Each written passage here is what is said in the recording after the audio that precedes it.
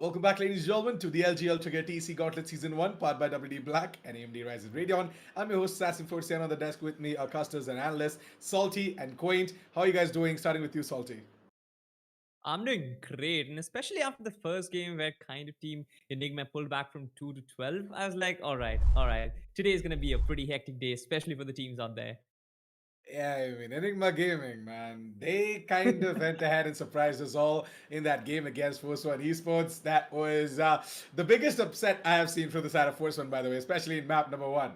After having such Yeah, an incredible lead, going ahead and losing it out, like, that kind of, like as a player, kind of gets you triggered. Like, what the hell? You guys had such an incredible lead, 12 to 2, as you closed out as well. But it's okay. I mean, Enigma Gaming, they made a comeback, finished off that map 14 to 12, and then went ahead and took on the map of Breeze as well for themselves. But hey, here right now we are here to discuss the match between Godlike Esports and Team Valor. So let's keep Enigma Gaming and Force One Esports aside and focus on Godlike Esports versus Team Valor. The Godlike Esports versus Team Valor, we know for a fact that Team Valor, they are the brave and the fearless, and they are here to sort of take on any sorts of challenge that is going to be right in front of them. So I want to ask you this, Quaint. As we head on over towards the brackets, I want you to talk about how exactly do you think is Team Valor going to go up against the side of Godlike Esports? Honestly, considering the roster change on the side of Godlike and Deathmaker being out of the mix, it's going to be really interesting to watch who's going to be coming out on top. Because Team Valor, in and of themselves, have a lot of good strategies, have that good coordination, have a lot of communication going on. But honestly, Godlike has had more time to like bask in their own, stew in their own friendship, have a good, good thing going on. But with Deathmaker out of the mix, I think it's just going to be upsetting just a teeny tiny bit for them, but I hope that they can, keep the momentum going. And if they can, then Team Valor has to put up a tough fight. Otherwise, honestly, not really sure what to expect from this. I'm expecting it to be a neck and neck match, and we might see some decider action coming into play, Assassin. I mean, for me though, Godlike Esports, they still are going to be a team who are going to be very, very strong with Yep. all of their strats coming out from them. But at the same time, I appreciate everything coming out from the side of Team Valor, their aggression, their confidence, their raw aim game, everything just Yeah. screams out victory as well. So, yeah, really looking forward to seeing what we are going to be seeing on this specific match. But hey, Salty, what exactly do you think about Team Valor versus Team Godlike Esports? I guess I'm gonna agree to what Floki said in the first segment. There are a lot of teams in this competition who are just knocking at the doors of Tier 1 Valorant. And I guess Team Valor is just one of them. Sure, Team Godlike, they have experienced players, they have well decorated players from, I guess, we've been playing for years now. But Team Godlike as a whole has been yet to unleash their true potential, win a major event. And Team Valor coming in as an underdog, I guess this poses a good competition between two teams who have individual goals which they want to commit, which they want to achieve in this match. True that. Team Valor, they definitely have to make some sort of a massive boom as well in the community, in the country as well, to sort of get that sort of recognition as well. And I guess they are doing it in the Gauntlet. So what better way to just make that boom as well than becoming the champions in the LG Ultragear TEC Gauntlet Season 1 powered by WD Black and AMD Ryzen Radeon. Well, with that, let's head on over towards the team lineups, the team intros, and the player spotlights coming out from the side of AMD Ryzen Radeon. But for now, though, we are going to be jumping straight in towards the team intro from the side of Team Valor now. Let's take a look at their roster and how exactly they are going to fare up against the side of Team Godlike Esports. So, starting off with the side of Team Valor, Quint, walk me through the lineup and what exactly do you think about Team Valor? Honestly, we've got Pixels, we've got Saikovsky, we got Hunter, then we also got Bullet over there. I'm not really sure whether it's going to be playing today, but yeah, these guys are amazing what they do. And Buster, we all know how much experience this guy has. This guy's been playing the game for such a long time, and honestly, it shows. It shows off in his gameplay. And on top of that, it's mostly Buster and the game just coming out onto the field, showing their raw aim potential, showing their utility usage, and just taking the field by storm, and the other three kind of supporting it. And I'm not saying that in a detrimental sort of way. These guys are so good together as a team because these support characters are exactly what you need to go in and take the side. Now, without them, you are not going to be a team. So these three are just as crucial, are pillars of the entirety of Team Valor. So them as an entire team itself are so good. And like I said, I'm really curious to see who's going to be coming out on top with the recent changes coming out from the side of Godlike and a little bit of an imbalance over there. So Team Valor honestly has a really good chance of like hitting them really hard and just finding their crucial weak spots. Yeah, trust me. I mean, Team Valor, we are expecting them to just pop off against the side of Team against the side of Team Godlike Esports, because Godlike Esports, they themselves are gonna have a lot of ace up their sleeves, and especially with an IGL like Heavan, we are to expect a lot of mind games played from the side of Godlike. But Team Valor, I feel like they are not gonna apply a lot of brains, but instead they're just gonna show with their bronze as to how exactly things are supposed to be handled in the server. But let's head on over towards the player spotlight part by AMD Ryzen Radeon for the side of Team Valor and see which exactly is going to be that player who's going to stand out for the side of Valor today. And it is going to be the game. The total of 258 kills, 237 deaths, 42 assists, and an ACS of 224. What do you think about the game, Salty? The strats are insane, honestly. But like this man has been the star fragger, the star player for Team Valor for quite a long time. But I guess he has been struggling with consistency, and that is what has been one of the major problems with the Team Valor is facing as a unit because they kind of rely a lot on the game and Buster when it comes to executing their set pieces. And when the game or the Buster, either of them are having a day where they're not popping off, that is where Team Valor really struggles. So I guess if they have to beat Team Godlike, especially today, I guess the game has to bring his A game, or rather, within quotes, the game, ironically, and maybe take down Godlike in the process. So yeah, the game, as always, very aggressive duelist. The guy who just goes ahead and opens up the side for the team as an attacker and as a defender. He always managed to get that early advantage for the team secured as well. So the game, as a duelist, of course, we know that the guy carries a lot of potential, and every single time, whenever Team Valor need him the most, he steps up his game as well, and he just goes out and proves everyone why he's one of the best duelists out there in the country as well.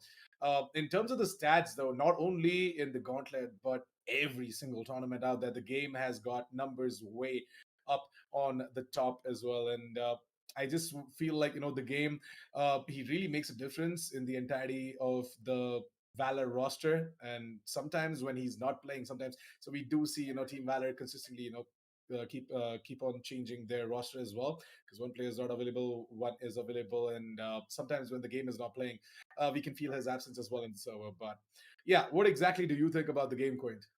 Honestly, this is what I was talking about, right? Buster and the game, they're so good at what they do. And I have got to agree with Salty over here. The game is such a, crucial fragger to the team. And yeah, if they have their off days, the three pillars of the team kind of are not being able to keep up with that. But sometimes it doesn't only matter. It's all about the teamwork. So really appreciate them for what they do. But I really think that they should be putting a little more effort into bringing up the overall aim game of the entire team. That is a little bit lacking on their side, but other than that, Team Valor in and of itself is so good. But yes, the game, this guy, when he picks up an operator and he just makes his presence known on the field, you can honestly feel him from across the map. You hear that op shot going off from the other side all the way, even if it's Haven Light, right? Like you see him working that operator on C side, but you hear it all the way from A, and you know the game is there. You know he's wielding the operator, and that is, the presence that he has on the field, which is why he deserved to be on that player spotlight assassin.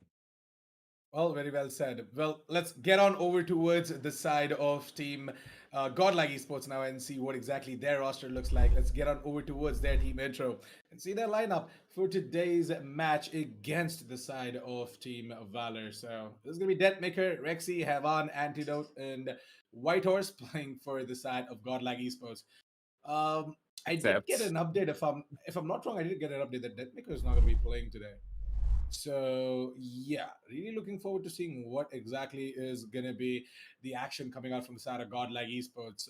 Hey, don't worry. I mean, Deathmaker is not playing. Of course, Flex is gonna chime in as well for the side of Godlike. That's their entire strat. So it should be Whitehorse, Anti, Flex, Heavan, and Rexy for this specific match. So what do you think about the lineup from the side of Godlike Esports, Salty?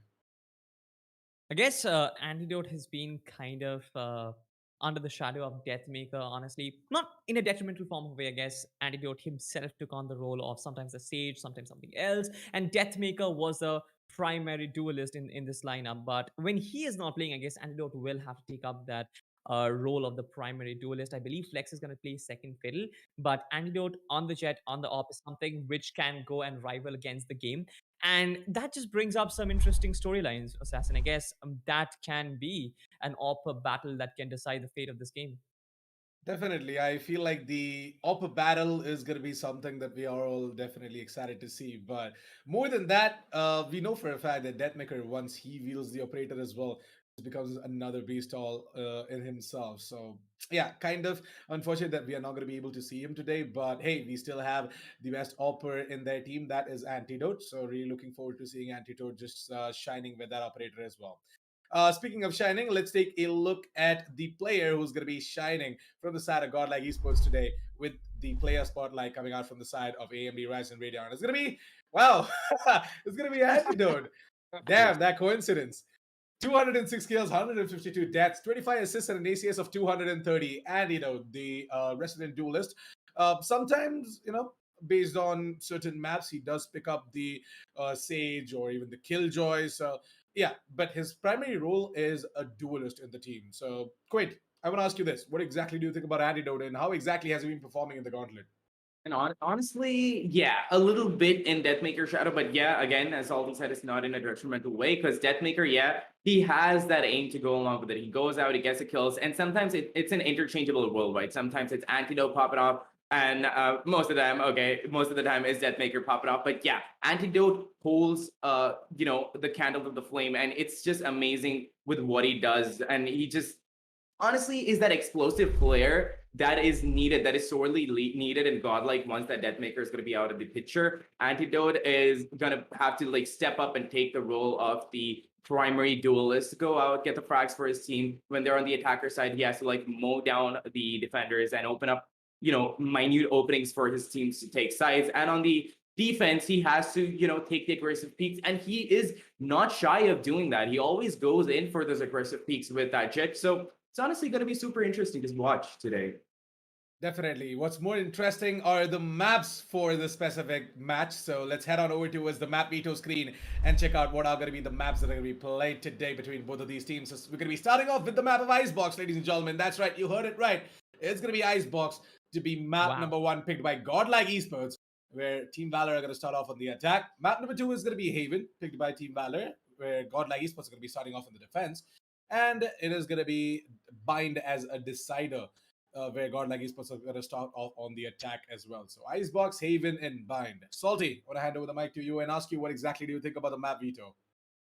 I'm actually surprised, Assassin, that Godlike didn't pick Bind right off the bat and instead Mm. kept Yeah. it for the decider, right? But I guess Godlike do have a good map of Icebox because especially when Haivan is on the Viper, he is pretty decisive. But I need to understand how they're gonna play out their agent, especially if Antidote is gonna play the Jet here, or maybe he's gonna pick up some other agent. But Icebox is pretty strong on the arsenal, and I'm not doubting them for sure against Team Valor. But I do remember that they did go down against one certain Icebox map against Global Esports. So again, it's going to come down to if they can execute this time around, if they have some new strategies to work around Icebox. But yeah, it does surprise me that they are not going up with a default bind.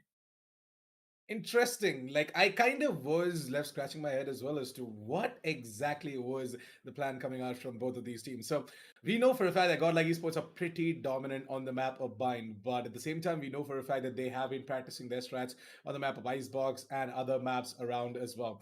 I know for a fact that they have been doing a lot of split as well. So kind Yeah. of was kind of was interested to see the map of split in there, but I guess Team Valor, they might have instantly banned Split or something like that because a lot of teams out there still hate the map of Split.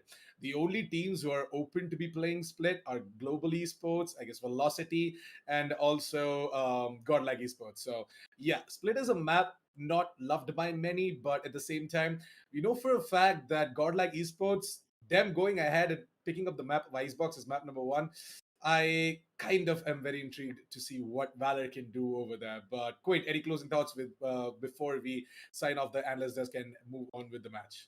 Honestly, none. Like I said, I'm really excited to get into the entire game, and the map selection was really interesting. Icebox is what we're starting off with, right? That's not something that you get to see every day. Honestly, it's as rare as being Breeze being the first map of the day, right? So Icebox is kind of like on par with Breeze, where a lot of people don't like that, but I feel like they don't really see the true potential of how big that map is and how you could use Viper as a meta to control how much vision you're giving off to the opponent. So Icebox, super interesting. So is Breeze. We don't see a lot of that, but then yeah, it's gonna be Icebox followed by was it Haven, right? Yeah. Icebox, Icebox, Haven, and Bind. Haven and Bind. Yeah. So Haven, you know for a fact that it's one of my favorite maps all time. 3 sides, so much room to work around with. So yeah, it's just gonna be open fragathons, I feel like, from the side of Godlike, and let's see how Team Valor is gonna be countering that. Well, definitely, we are going to be seeing a lot of frags coming left, right, and center, and I can't wait to see what exactly is going to happen in the match. I know for a fact that you guys have been waiting for quite a long time now, so I'm just going to quickly sign off the analyst desk. The casters for the day are going to be Salty and Quain, so boys, have fun.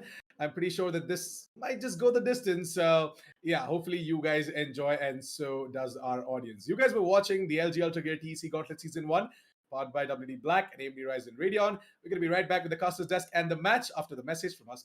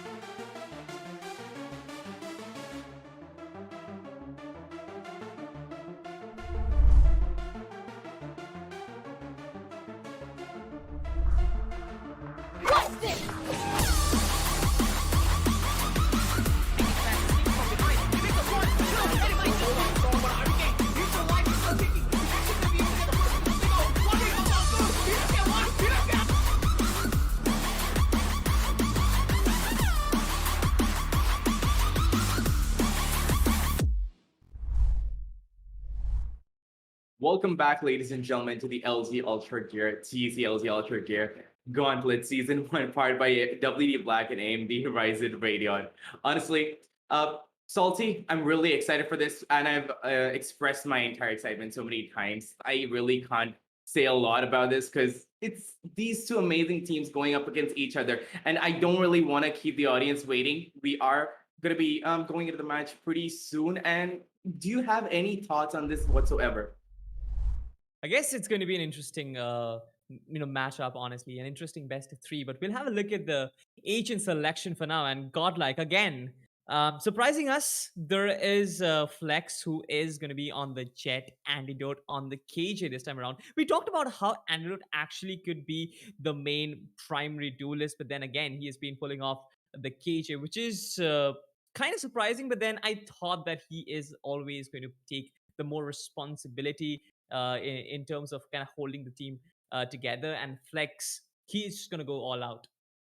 Yeah, pretty much. That's exactly what I'm thinking. And on the map of Icebox, we are probably going to be seeing a lot of different plays because they're probably going to be going with their usual, setups anyway. But let's just see how they're going to be adapting now that I feel like I'm focusing on this a bit too much, but it honestly has to be a huge deal, right? Deathmaker out of the mix means that Duelist is going to be out of the entire count. So they have to compensate for that with more initiators and a lot more, fragging power. And on the map of Icebox, since it's so open, you need more sentinels and more controllers. So here, I'm pretty sure that's why they went in for the Icebox pick. Because anything that is smaller, right, is going to be harder for them to frag on because you have to clear quick corners out. And I trust in the game and I trust in Antidote. And I know that these guys are going to be, the two guys are going to be going up against each other. And it honestly boils down to that. Who is going to be getting the first pick and who is going to be able to, not even deny the site, just fall back and come back and retakes.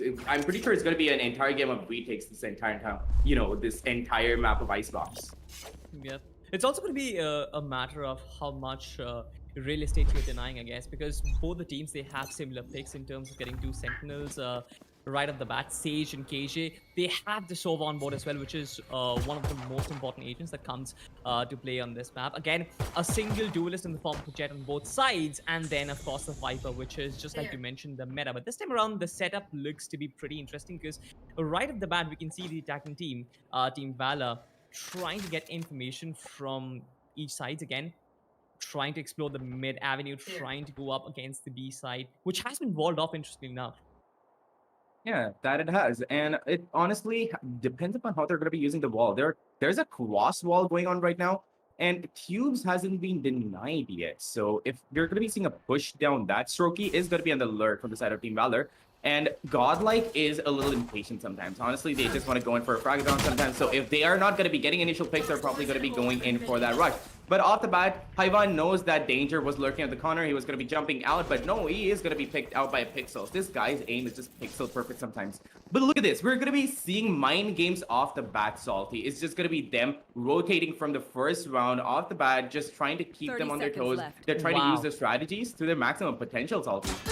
Yeah, but it has been read perfectly by Godlike as well. Strokey, he gets flex, but this time around, Antidote has a very big responsibility. Strokey can cause a lot of problems, especially with his lingering presence on the mid avenue. This can really create problems and kind of separate down Team Godlike Esports. That's exactly what happened. Antidote was way too invested on that one player who was in mid, and that defense was completely shut down. Good start from Team Valor, especially that kill and switch from the B main area to the A main and planting the spike and getting complete side control. It was brilliant stuff, but Godlike, they had the read on it, Cohen, and if they continue to pull off stuff like that, I guess it's not going to be too long before they can kind of come back. Yeah, true, but that's the thing. So once you start going off of the strategy, and it's very bare bones and it's very simplistic, and you're not using a lot of utilities, they are. I'm not saying that they're not, but the thing is, if you keep doing the same thing over and over again, Godlike is very soon going to be catching on, and they're going to be expecting those rotates, and they're not going to be committing to one side. But instead of that, from the second round, where we're supposed to be seeing a bonus, Godlike is going to be going into the rush. Now, the first kill is going to be coming in from Pixels, who's going to be taking a high fun, but an equal trade comes in from the side of White Horse. But no, instead of that, Tchaikovsky comes in, starts popping off, gets a kill on Flick, it's all the way down to 3v4 situation. But the game is not going to check the corner, the most default corner you're supposed to be checking, and there is nobody to back him up, and he is going to be taking the brunt of that force. All down to Antidote and White Horse to take the round back Salty, and they don't really have the guns to pull this off. So yeah, I'm pretty much going to be calling it. This is going to be the second round in the favor of Team Valor.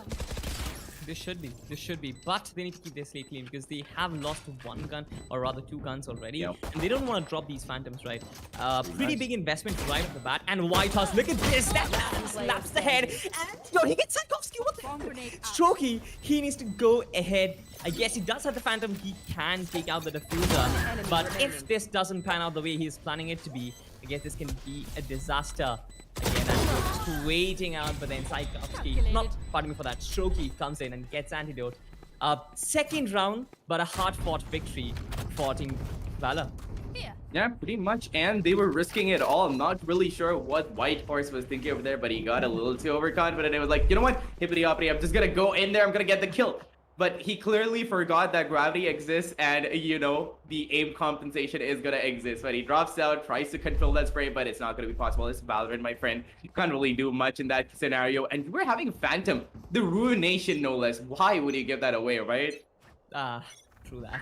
But again, look at this. The cages coming together. This has been the mid engagement that we have been talking about, right? Strokey, time and time again, has been trying to explore this avenue. We can see three players right at the bat trying to clear things out on the A side. But then the Viper, the fact that he has used up his toxic screen on the B side up against the toxic screen of, I believe, White Horse, it's going to be interesting. The A side is completely open. Game and Hunter, they can open things up, and this is just going to make life so much more easier. Strokey is going to fall back, regroup with his team, but this gives them complete side control. And I don't think the team Godlike have enough that they can get back, you know, get backside control and maybe make something happen.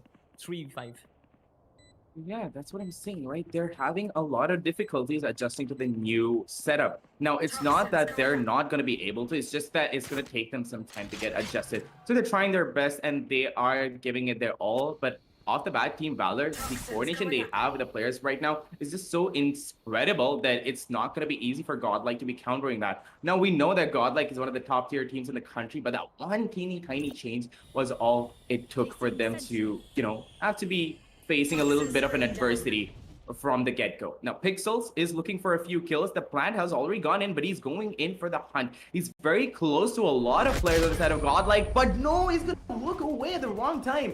White Horse is going to be picking up that kill on Pixels, and finally, White Horse is going to be getting what he wanted, and that's the thing.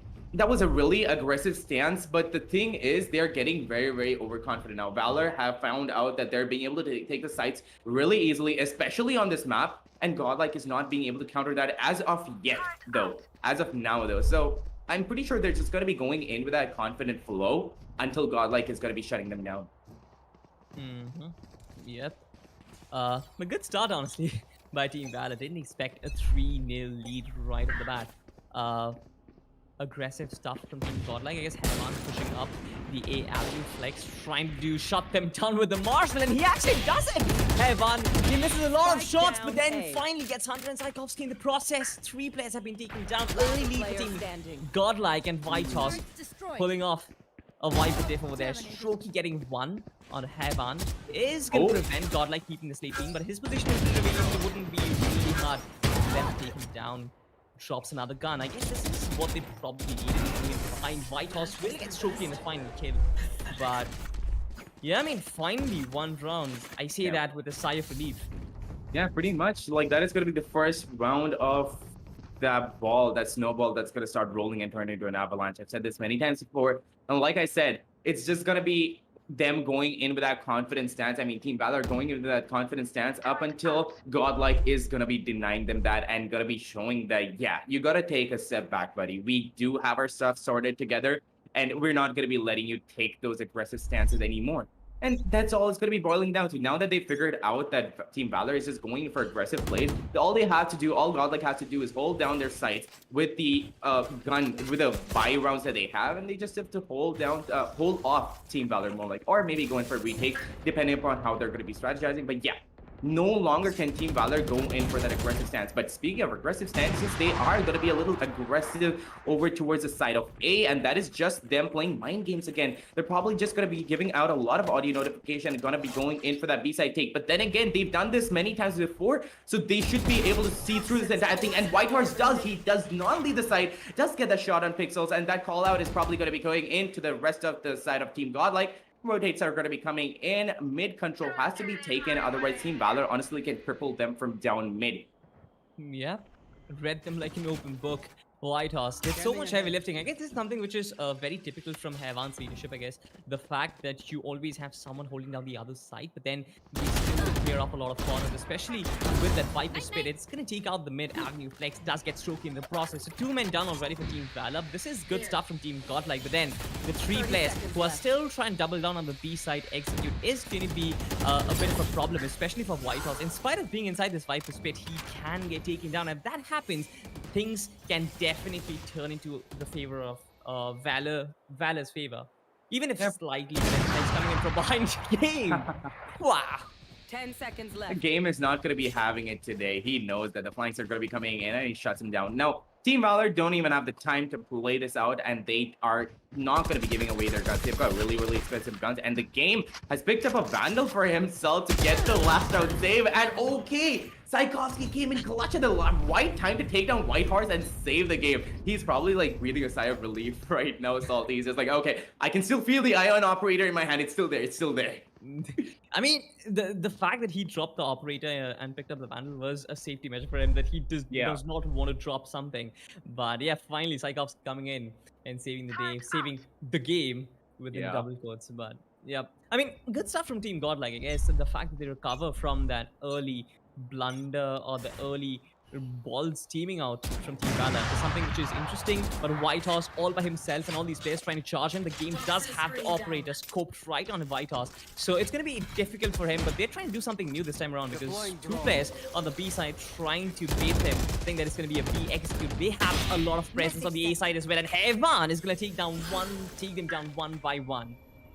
No, I'd say Hevan is the kind of guy who once activated, gets activated. He's like this aimbot. He just starts fragging left, right, and center. And I've seen him pick up 3Ks, 4Ks, 5Ks. It's just so incredible to watch him in action. Now, over here, Hunter is going to be picking up a kill on Rexy, and Team Valor has finally been shut down. They're not being able to compensate for the information they're giving out. They're trying to go in for split plays. They're trying to go in for rush plays. They're trying everything, but Hunter, pixel perfect, picks up a kill on Hevan and shuts down that god. Flex does manage to get out his nemesis, the opponent Jet. The game is all down to Hunter to clutch out the round or at least get a few kills. Now, he has an operator to make it count, and he also has a spike. So you can go in for rotate plays, you can go in for mid takes, but it's going to be really hard with their operator in hand.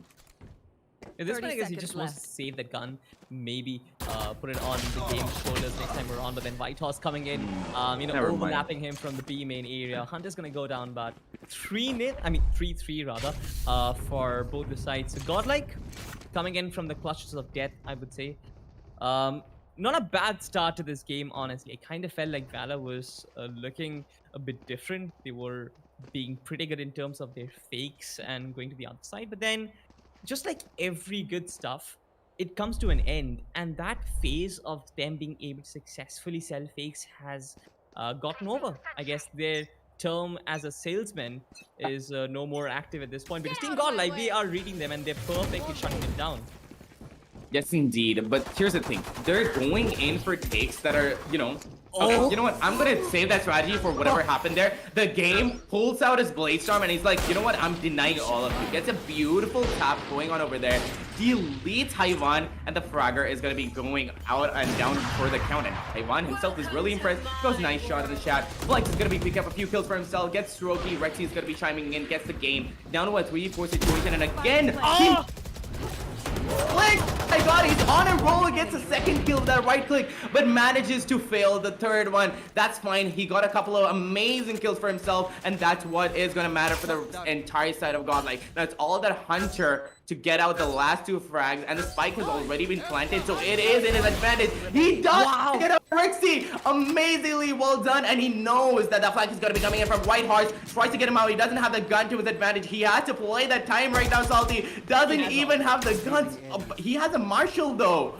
If There's any all the time in the world to work with. There is no... Exactly, and Whitehorse has realized that, Salty, and he has to go in for the defuse. Once he does go in for that, that shot is going to be coming in, and that's going to be a clean headshot. But no, there's no time. Whitehorse has to go away. At least it's not going to be going down to the spike, and I'm happy for that.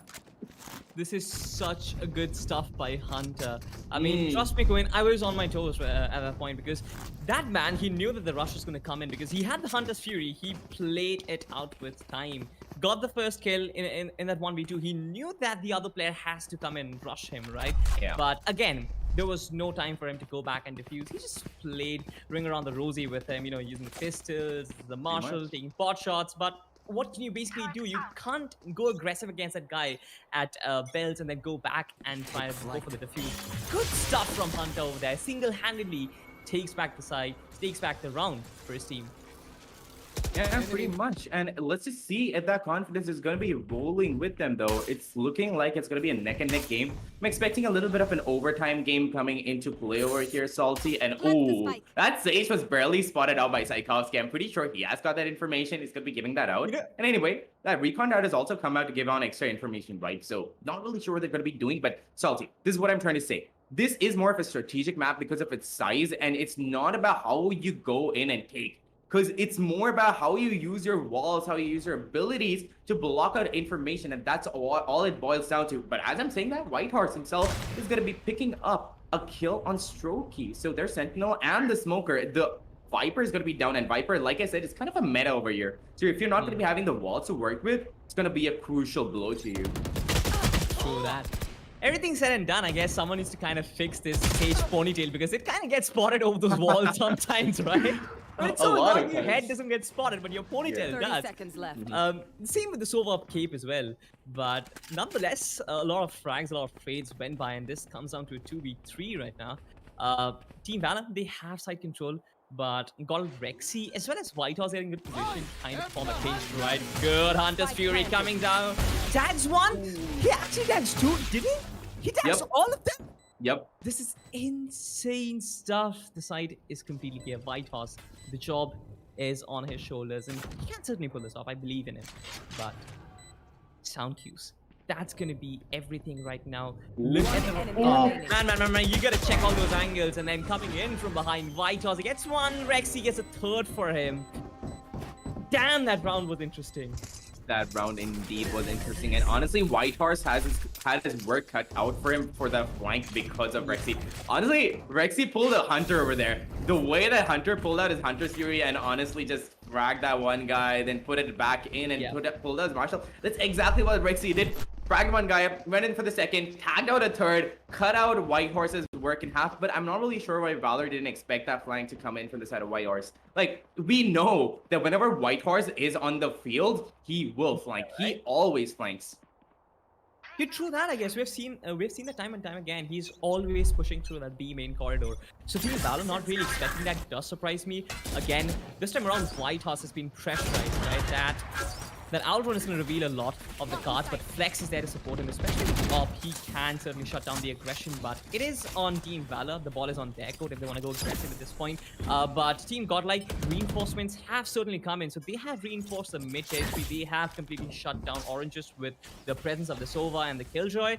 This is going to be easy stuff for Whitehorse because he knows that all the players are trying to line up one by one. He will take those frags, and Flex, especially with the AWP online.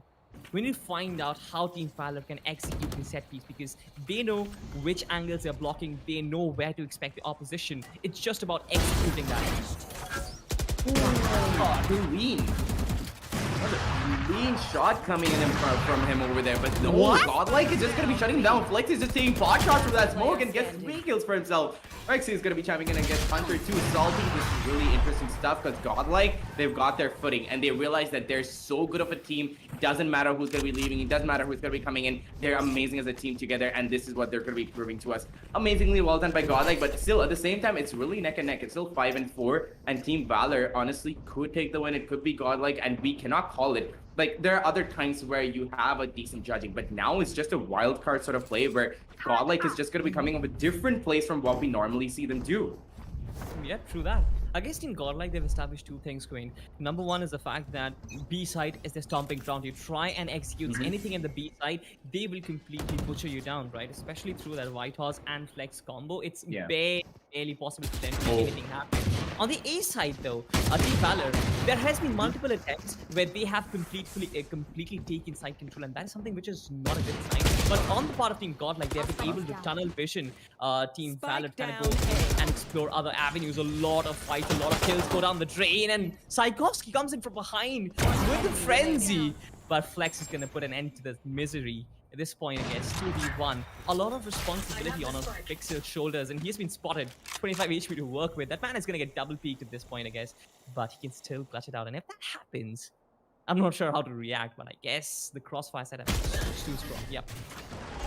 But it was like a bit too huge of a task for him, don't you think? Like, I know that this guy's aim is pixel perfect sometimes. I mean, actually, we can't even say sometimes. All the time, it's just pixel perfect. But that's just too much of a task. 25 HP and 2 hungry players to fight off against us. There's not much that he can do. But, okay, I didn't notice that. I think somebody bought the Sentinel of Light pack over there. That's why I was like, hold up. Am I seeing that finisher right? Yeah, someone did. Someone did. I guess it was Antidote. I guess it was Antidote, or maybe the Killjoy. I'm not sure. I guess it was Antidote. Will tweet to himself maybe. He's like, okay, I'm gonna be shutting them all down with that Sentinel of Light. And the Sentinel of Light he has become, because he's managing to do that. And even if he isn't, even if those guns are falling down, as I'm saying that, Antidote is gonna be picking up a kill. Look at that. This guy just like, psycho kindness. It's not even totally kindness, I'm sorry. He's just like, yeah, he's just gonna be hearing me. He's gonna be like, yeah, I can frag, and he's gonna get one initial frag, but that's gonna be denied as the opponent stage is gonna be raising him straight back up. But finally, the side of Team Valor have decided to go in together as a team and get, you know, the utilities going out and about there. That turret is gonna be waiting for that flank just to get any information at all. I feel like this round might go to the side of Valor just because of that Killjoy's ultimate, just because of that lockdown. But it all depends upon how Godlike is going to be countering that, because they can't really block them off. They have to go in for their retakes. But it's just going to be one round that Team Valor is going to be getting into their favor. What is going to be interesting is how they're going to be playing out the rounds after this. Yeah. And using the lockdown, of course, to make complete side control, but then the reverse lockdown comes in as well, and this can be good. This can be good execution from Godlike as well. They didn't have anything to counter that lockdown for Team Valor, but they do have something that can counter their post-one positions. Now they have been pushed off, and this buys them some sort of time to kind of get one player back online. A 5v4 retake comes in. The Vipers with Pixel, he gets Heavan, and Antidote gets his third. This is insane stuff from the KJ. Does have the recon in possession, and the spray comes in as well with the defenders. Team Godlike, they manage to defuse the spike. The game picks up a few exit frags for himself, but Flex is going to be shutting down Pixels though. But that's the thing, I was really expecting that round to go to the side of Team Valor because they were coming up with good execution and the fallback was good too. But little did they know that these guys had tricks up their sleeves too. They had their ultimates ready too, and they all popped it off. That Race came back up, that Viper's Pit came back up, and there's only so much you can do. The recon dart is going to be going in, but you have to go in for that spray down. I love how, yeah, exactly, and I love how there was somebody in front of the diffuser to take the brunt of the force and take most of the bullets. So once you get that kill feed in there, and you're like, okay, one kill is down, you're going to be resting. You're going to be like, yeah, the diffuser not going to be stuck in. Flex, that angling so good, gets a couple of kills for himself, not just one. And Rex is probably going to be picking up a kill for himself over here, but he's not going to be taking the risk. He's going to all-drone his way down mid to see whoever's going to be pushing up that angle. But I'm not really that big of a fan of this split take that Valor is doing, because if Godlike finds out where they are, they're just going to be spraying them down with utilities. Man, Flex, you got to chill down, buddy. But Hunter again. Wait. He didn't spot Heavan? How is that possible? But alright, I mean, that has been the case, right? None of them spotted Flex. None of them spotted Heavan as well. Easy kills for Team Godlike to work with. I guess they're gonna get the 8th round on board. And Antidote again has been just shutting down players one by one. The KJ, I don't really want to call it a KJ play, but I guess the KJ duel has been happening for quite some time right now, Queen. And Antidote has been coming out on the right end of it.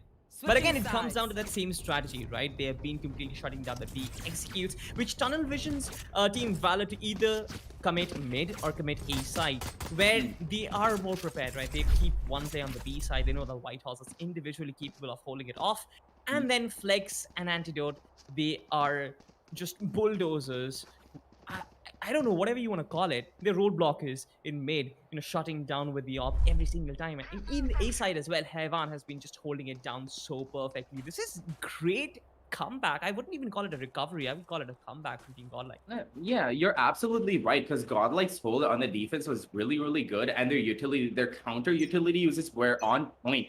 Now, the thing is, I consider this to be a little bit of an attacker-sided map because once you use your utilities properly, although you can say that for any map, but especially in this map, if you use your utilities properly, you can take sites very easily. But leaving that aside, the game has decided to start popping off. Gets a beautiful top game on Hyvan, and that fragger is down and out for the count. The battle stage has now gone down. Now, the entirety of Godlike has realized that they're not going to be able to take the side of A, and at least for the first few rounds, it is going to be the same thing rinsing and repeating itself, where Team Valor is going to be getting a few rounds, and let's see if Godlike is going to be driving this win all the way home. Yeah.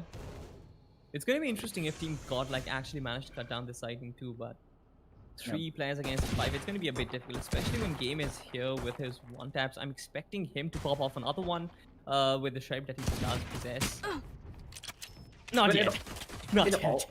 But to be honest, Salty, it also depends upon the entire push that is coming together, right? Because even if it's just a pistol round, you don't have a lot of ability to work with. Like, look at that. Antidote is going to be picking up a kill for himself. The game picks up the 3rd kill for himself, and Anti tries his best to right-click his way out of that situation, but he is going to be getting right-clicked instead, and Midars, the last guy on the field to clutch this round out. He had a lot of hopes, he had a lot of aspirations, and he honestly could have clutched it out, but there's only so much you can do when you're going to be in the panic zone, when you're in the center of the fight and you don't have a lot of information as to where everybody else is. Now, this entire shutdown, I am going to attribute to the game. Those 2 initial one-taps were all it took for them to take the entire round. The rest of the round was just easy for them.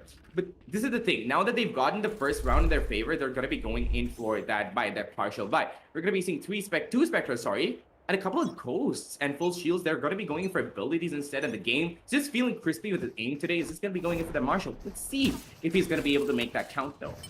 Interesting wall from Pixel, honestly, because it kind of is a very similar to the attacking wall, but again, falls back. Will trying to use Snake Bite kind of from some sort of resistance, but then Strokey goes aggressive, takes down Antidote in the process. Look at Rex, my man, Hunter with the Spectre. Pixels comes in as well. A lot of frags go down, and this is going to be Whitechars who bites the dust as well. Only 1 player survives, and that's going to be Hevan.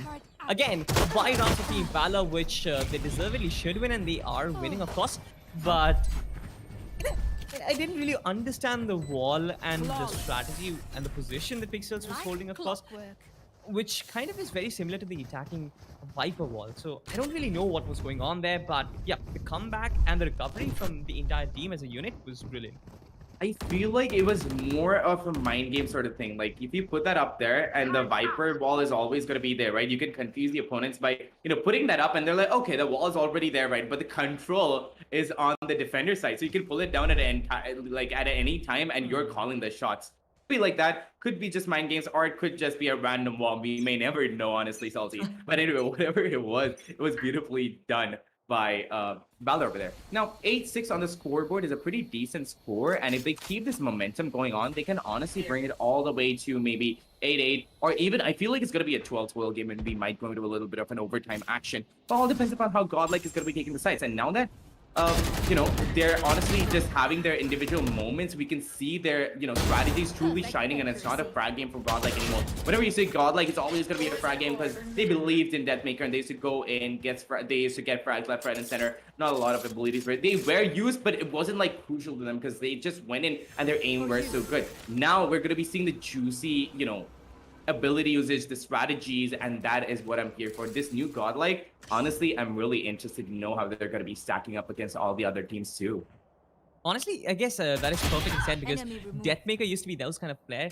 Even if the entire team isn't firing, I guess Deathmaker would always get 1 or 2 kills in the process. So yeah, with him not being present at this point, I guess is going to be interesting. Godlike Hevan needs to kind of adopt to a more strategic kind of a play, but this time around, a 3v2, this retake can be possible, especially if Psychovsky can make something happen. A counter wall can come up, but will he have enough of a time to kind of get this point of view?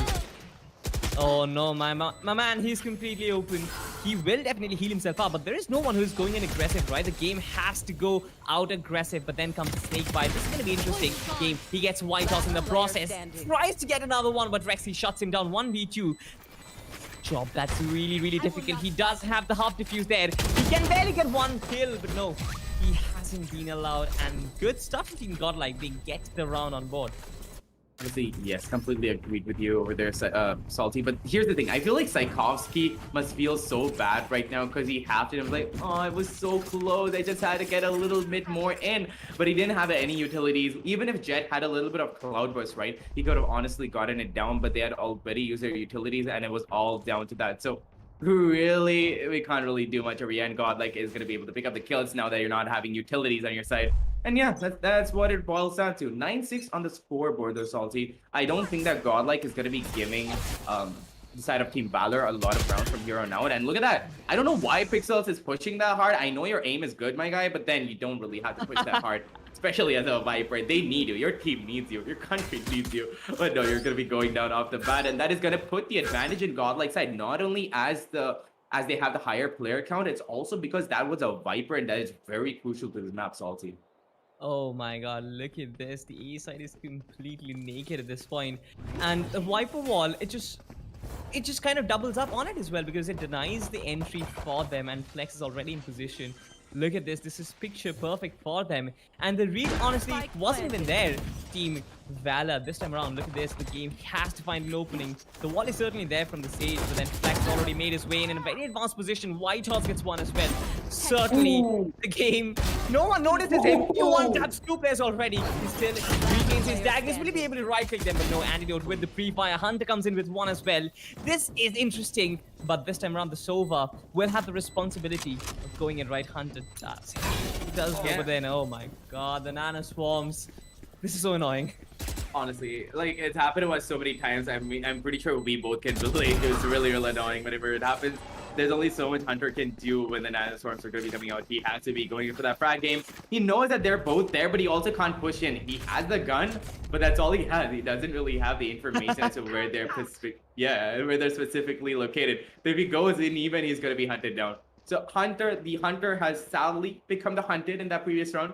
And that means that the 10th round is going to be going to Godlike, Salty. Really interesting stuff, like you said. And honestly, I feel like Godlike might just drive this all the way home from here. You know, when he said this could be a 12-12 game, I felt that because I knew Team Valor can certainly make something happen. But the fact that Team Godlike is not giving them any opening, right? Their aggressive game is just too good for them. Look at this, the ding from Flex again is going to buy out a lot of real estate to work with. Recon Dart is not going to do anything. The wall is there as well. The Naswams do come out, try and buy them some sort of time, but I guess Godlike's push has been pretty strong. But look at this. He will send someone in and will instantly fall back. So much utility has been baited out, and this just, you know, ties perfectly with the storyline that they are trying to make and execute. With so much utility being dumped in on the B main region, this is the region where Flex can really shine. He can be a backstabber, he can fall back, regroup with his team. He can be that lingering fear in the minds of Team Valor. Where is he? Where are they going to go as a team? And where are they going to plant the spike? Pretty much, and that's what I appreciate about White Horse too, right? He is that like primary flanker. He's the one who goes in and gets the kills, and nobody sees him coming. He's honestly this white phantom horse more than anything else because nobody sees him coming. But I love what he does.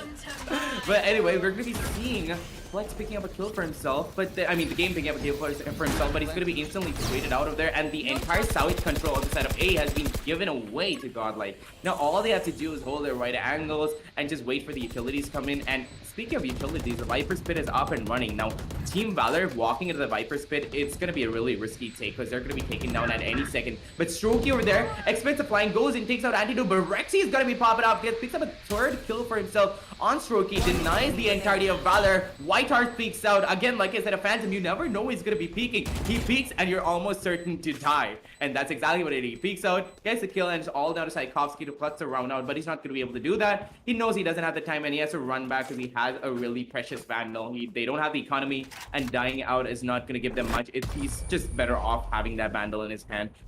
It's probably going to be a hero Vandal play for the next round, as Tchaikovsky just might give it to the game, I feel like. And everybody else is probably going to be playing on Sheriffs or something. Oh, I kind of felt where the hero Vandal ideology comes in. But look at this. They're going for Oh. light shields and all zero down on Phantoms and Vandal. This team is going all in this round. And if they lose it by any chance, I guess that's pretty much game over. Yeah, pretty much. This is really, really interesting because they're getting desperate now, Salty. They know they're getting choked at this point. If they give this round away, it's done deal for them. This is certainly. But then, let's see what Team Godlike can pull off. I mean, the first Viper Spit was brilliant this time round. White Horse, not White Horse, I guess it is Pixels who pulls off something of the same, of similar caliber, right? Completely blocking of the B entrance. The game gets a frag on the A side, so this is perfect for them. They can pitch them from both sides. But look at this Team Godlike pushing in through the Viper Spit. Rexy gets the kill, irrespective of it. This is complete disrespect. Godlike got complete side control. A Hunter has been pushed back as well. He's waiting for reinforcements, but till then, I guess the spike will be fun. Look at this. Psychowski is being completely charged upon, but one tap by both Psychowski and Hunter. White House being shot down as well. Team Valor. That gamble that they took off by buying those weapons actually paid off, Gwen. Neither you nor I thought that this is going to happen, but this is happening right now. For real though, but for now it's just gonna be Rexy left with that Sentinel light, and let's see how much light he can be shining into Valor, because Valor are looking super strong right now. And Hunter just pops out with that glitch pop and just taps his head off. Amazing stuff by Valor over there. And honestly, I feel like Godlike never expected that full buy to come out from their side. They were like, okay, they're gonna be having Spectres, they're gonna be rushing in, it's gonna be an easy peasy round. They're gonna be taking the last round too. They went in and they're like, hold up. Why do you have Vandals and Phantoms in your hand again? And it's funny when you said that they were pushing that Viper Spit, the exact word that I was thinking of was disrespect, and you just you just put my thoughts into your own words beautifully. Thank you for that. But yeah, amazing stuff from both sides so far though. Absolutely. But this time around, Team Valor, they have done a good job in getting that eco victory. I would call it eco because they were on the light shields, right? It could have been a disastrous round for them, but yeah, the Jet ultimate has been invested pretty early this time around. The game has the responsibility of shutting down. Look at this pure aim from Flex, and he's gonna go aggressive yet again. Psychowski has been taken down. The side is completely open, but the spike is not here. This can be disastrous. Honestly, it can, and they honestly have to be coming in with that spike again. But once that flying comes in, Valor could catch them off guard. They didn't know of the spike's location. They might just be able to shut them down. But no, the location that is going to be given out first is by Pixels, who just tried, he was just doing his normal stuff, going around down mid, trying to find out information. But the third, just being a normal pain, just honestly gave us the location, and White Horse is going to be picking up that kill. Of course, this is the thing, you never know where White Horse is going to be. I had no idea myself that he was going to be in kitchens over there. He just pops out and he just gets kills from all across the map, and I'm left wondering as to how did you get there? Do you have some teleportation power? He doesn't play Omen, but he still teleports across the map somehow. It just seems like he's teleporting. Actually picks up a kill on Hunter, and it's all done to Strokey to make a difference over here, but there's only so much you can do. And that positioning on spawn over there was completely predicted by Rexy. Amazing stuff over here by Godlike, and the match point is going to be coming into play, Salty. Do you think, honestly, I'm really curious, do you think that Valor might be able to make a comeback? Because at this point, I feel like their confidence is broken down a lot, and they might just be trying to play for the second map of the day. I mean, I guess it's going to be the same thing. I guess it's going to take a monumental effort from them to kind of come back to 12-12. We did see something like that happen in F1 versus Enigma, so I'm not going to predict pretty early. But then, yeah, right? I mean, this is too tough for a god like Esports to break. And the fact that Team Valor has been outstratted most of the times, right? Most of the rounds which they win was a result of their victory in terms of the aim duels. But in terms of tactics, in terms of strategies, Team Godlike, they have a clear upper hand. The lockdown comes in as well. This is going to push back, I believe, Shoki or intimidating to go aggressive through the wall. Will he get one pick? He gets one. The game gets another one as well. But Flex was quick over there to get down Pixels. Shoki has been completely detained. 2v4. This can be happening. This can be happening. White Horse through the mid avenue gets one pick for himself. He gets a second one. Godlike, they completely reversed the cards. It shouldn't have been their round. Team Valor had such a good lead, but then Strokey kind of evens things up. 11 HP. Just like I said, a monumental effort from him is required, but then Anfield is going to put an end to the miseries of Team Valor, and they're going to get the first map for them, Icebox, in Team Godlike Esports pockets. Pretty much well done by both teams, and congratulations to Team Godlike for still maintaining that zest that I've known you guys for. Amazing playing over there, and I feel bad for that Killjoy. He was detained by his own stuff. Was it the Killjoy or the Sage? I'm not really sure over there. But nonetheless, whichever player it was, that was a really it was the Killjoy, yes. Yeah, it Honestly, was. like a taste of his own medicine, right? Like he got detained by his own lockdown sort of effect. And there we go. That's the lockdown coming in effect. But here's the thing. Godlike, they still have their zest going on. They still know their stuff and they still know their way around the block. It doesn't matter who's going to be leaving, who's going to be coming. They still have their zest for life and they still, have what it takes to go up against teams like Team Valor. Now, Team Valor, I was hoping was going to be giving up more of a fight and it was going to be more of an overtime sort of play.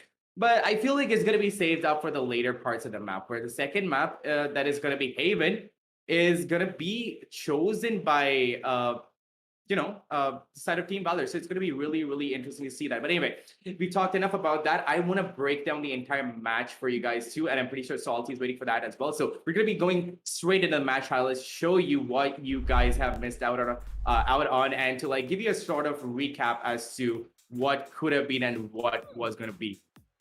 Hmm.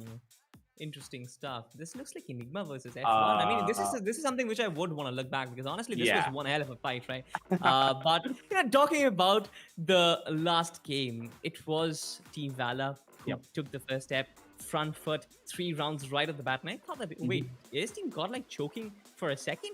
But then the reads come in, the strategic advantage, the real upper hand comes in from them as well.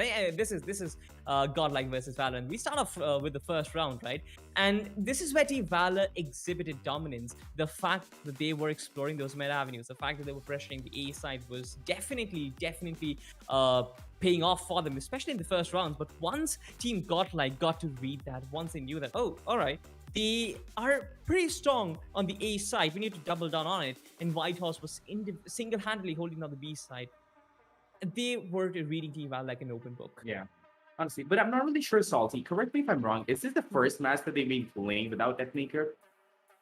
I believe yes. I feel like we can attribute a little bit of the confusion in the beginning half of the match to that. They're like, okay, how do we manage without him? And once they got their own footing and they realized what they can do and what they've been missing out on, because Deathmaker has just been having a frag of a time, like he's just going there and having a fragathon, and they're now having to, pick up their own individual frags. And honestly, I've seen multiple times before where they want to go and get frags, and honestly, Deathmakers are like, you know what, I'm just gonna do it. You guys can sit back, relax, enjoy the show. But yeah, now they're coming into their abilities, they're coming to their strategies, and now I'm seeing the true Godlike, and they truly live up to their name, and I'm loving what they're doing. And I wanted to see more coming out from the side of Team Valor. They put up a valiant effort, but I didn't see as many abilities as I might have liked to see. Now, look at that. Flex. Flex was just flexing on everybody over there in the map with his Blade Storms. It was just getting insane and nutty shots.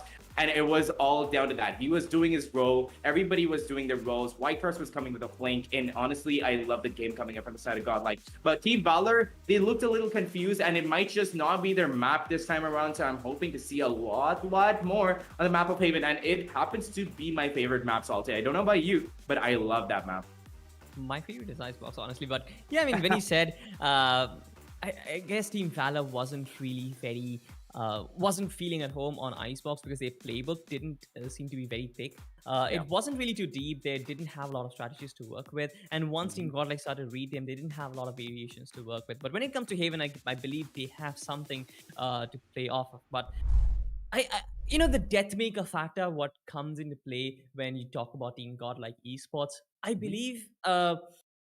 I'm not sure, honestly, but I have this theory that if you have a player who is individually so capable of taking down an entire army against the opposition, sometimes it works against you because you're so built around and you're so dependent on him that you kind of forget the rest of the team and Exactly. right the other aspects of the game. Sometimes it happens so much in games like football, in games like cricket, that the entire team is built around that one single guy who's going to win you the team. But that doesn't really work out that way. Sometimes if you replace him with someone else who maybe can work well with the team, the synergy is better, or in some way it's it kind of lifts the team to a whole different level. Now, something like this can be taken a very wrong way. I'm not saying the Deathmaker wasn't a proper fit into the team. Again, a reminder to the audience, that is not exactly what I'm saying. But sometimes it does happen that when you replace a player, a team as a whole, as a tactical unit, can become a much more potent Yeah. presence against an opposition, and that might be happening right now. We need to look at more matches to kind of prove on the to kind of double down on that theory. But this time Mhm. around, Lex, with such wild kills and numbers, and White Horse, Rexy, Antidote, Heavan, each and every one of them pulling in with important contributions, this was a good start for Godlike Esports in the best of three win.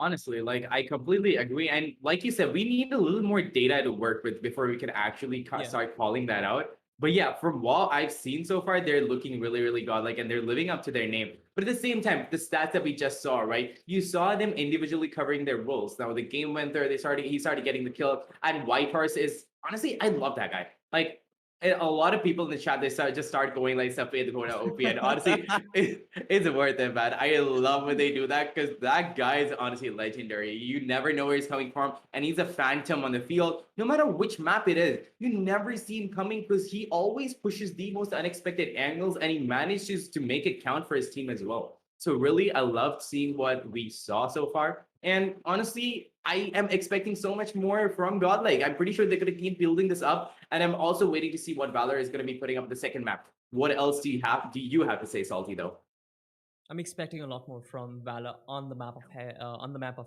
not Heaven, Heaven. the map of Haven, yeah. But yeah, I mean, not sure if they're starting on the attacking side. I guess Team Godlike is starting on the attacking side, but even if they do so, I guess on Haven you do have three sides, which gives you a lot more options when it comes to attacking. And Team Valor has been the team that knows how to fake. Right, we saw those first three rounds where they were selling those fakes beautifully. That mid presence, that kill and switch onto the other side, that system is very much there. So Haven certainly will give them certain amount of chance to maybe come back in this best of three series. Not sure if it is going to be 1-1, but I guess we'll find out.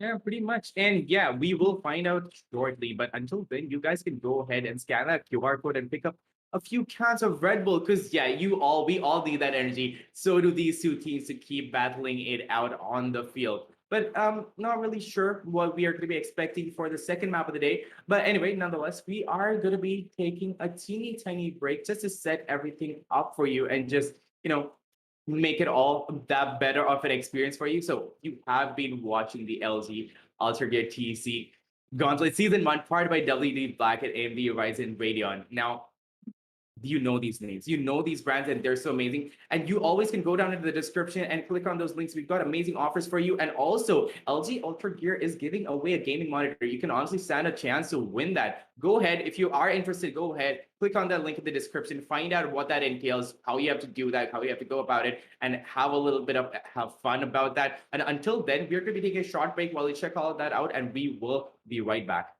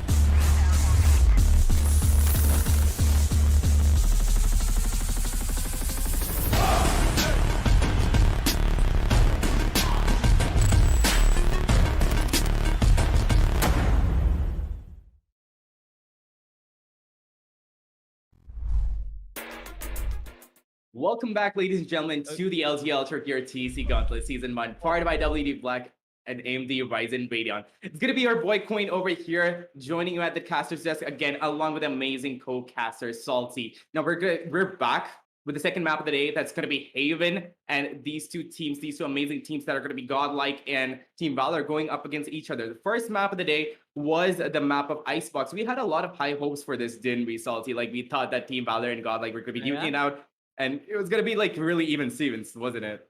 It certainly was. But this time around, Team Valor, they start things off on Haven, and they start an attack which should give them something to work with, right? If you look at their picks, though, this time around, it's going to be interesting, I guess. The agent selection is going to be really important for them, and I'll expect them to kind of pull off something different.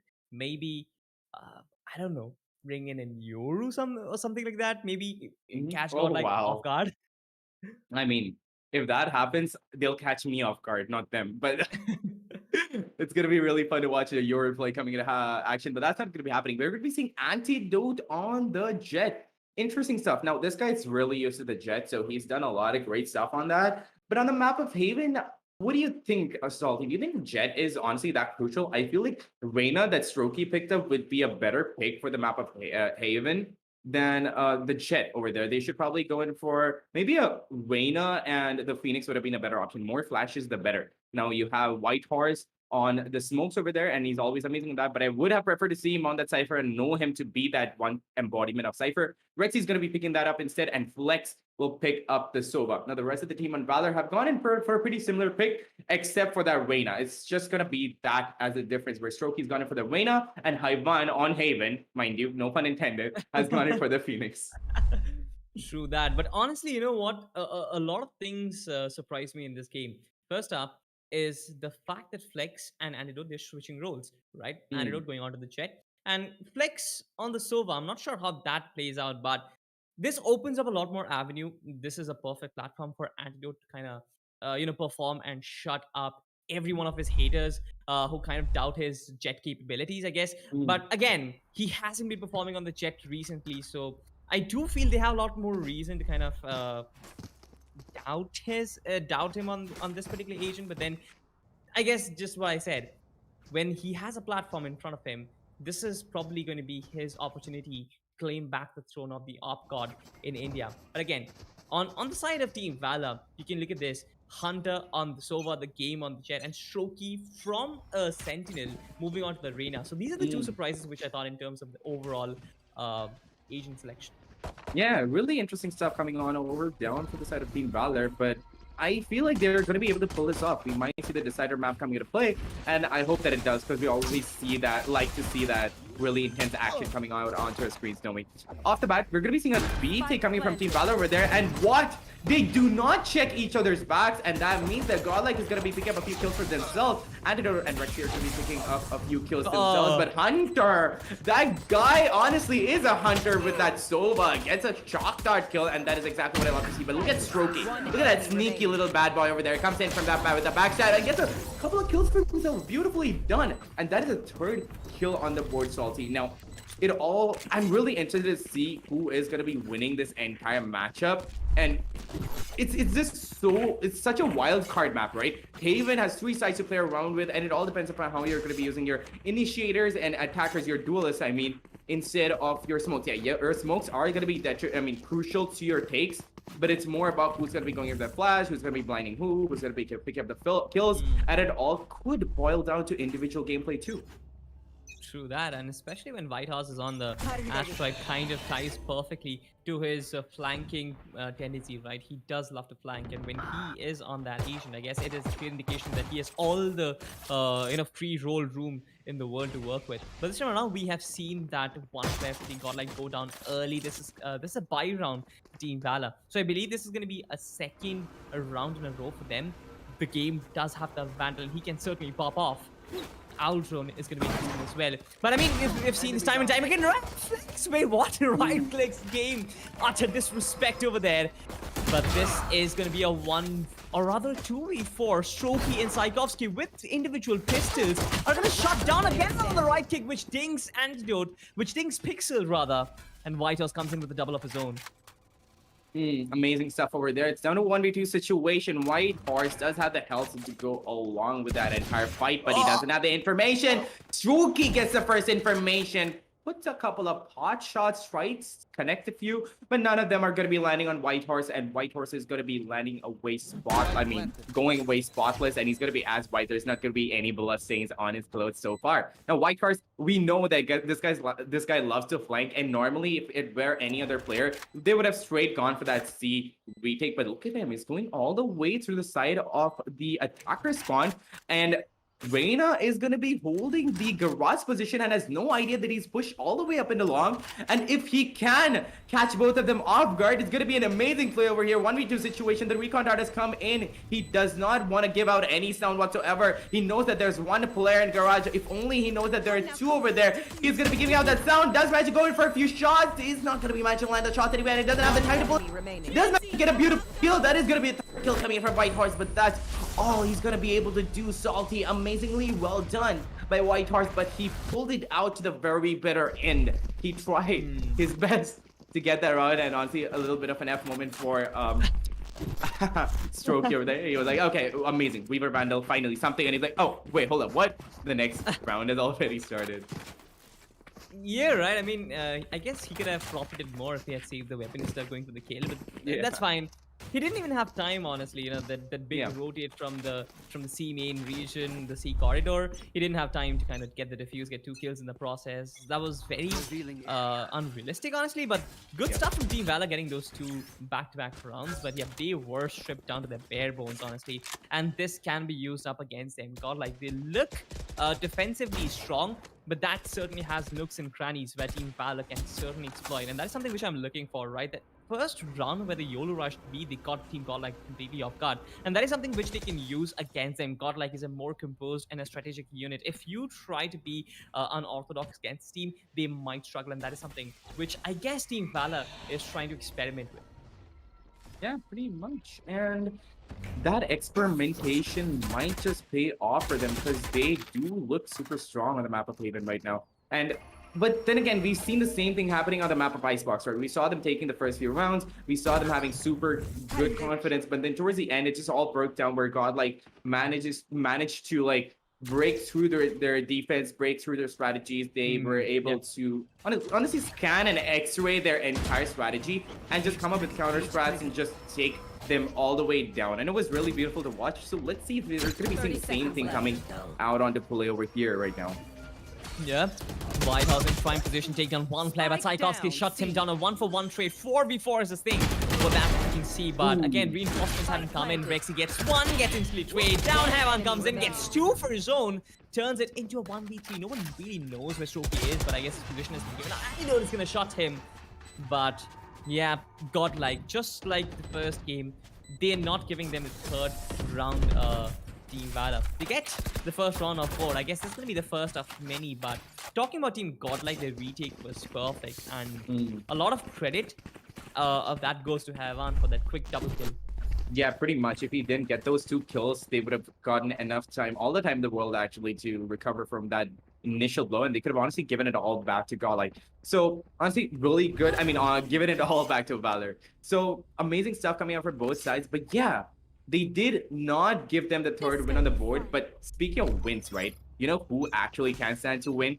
It's the audience already. If you guys didn't know, you can honestly go down to the description and you have a chance to win an LG Ultragear monitor. That's right, that one that we've been selling for so long. It's so good. You honestly, you don't want to be missing out on that. Even if you don't manage to win it out, it's honestly worth the buy. You could honestly pick up a few monitors over there. But speaking of picking up a few things, the game is going to be picking up a kill for himself. And Antidote, just distracted by the recon dart, just gets taken down by Strokey. And he's on a roll with that Sheriff right now. Honestly, he's having the time of his life right now, Salty. And he doesn't even need a gun in his hands. All he needs is that Sheriff. And he's making his kills count.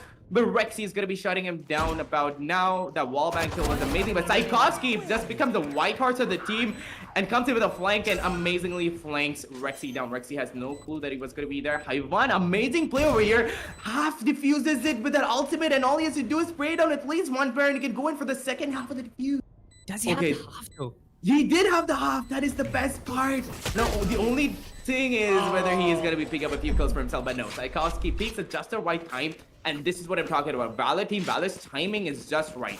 But it honestly depends. On the map of Haven, you may never know. That flank can come in from any time and your timing may be set off at any time. Yeah, true that. But again, Strokey, what stuff did he pull off in the B region? A hand cannon that screams confidence. Strokey was precise with it, got the 2 kill. I love the fact they are trying to take B control, right? Which opens up a lot more avenues for them to explore the A side and also the garage region as well. But they haven't been primarily very strong towards the A side. So this can be a bit counterproductive because this time around I can see those utilities being showered over the A region. But the players, they try to explore the C corridor. Now look at this, completely open, but I guess the Cypher setup hasn't been initiated as well. So this can be very problematic for them. And then also the Astral Wall. This is good stuff from Team Valor. They're actually playing the cards well, and Team Godlike, they're actually having some difficulty in beating this team out.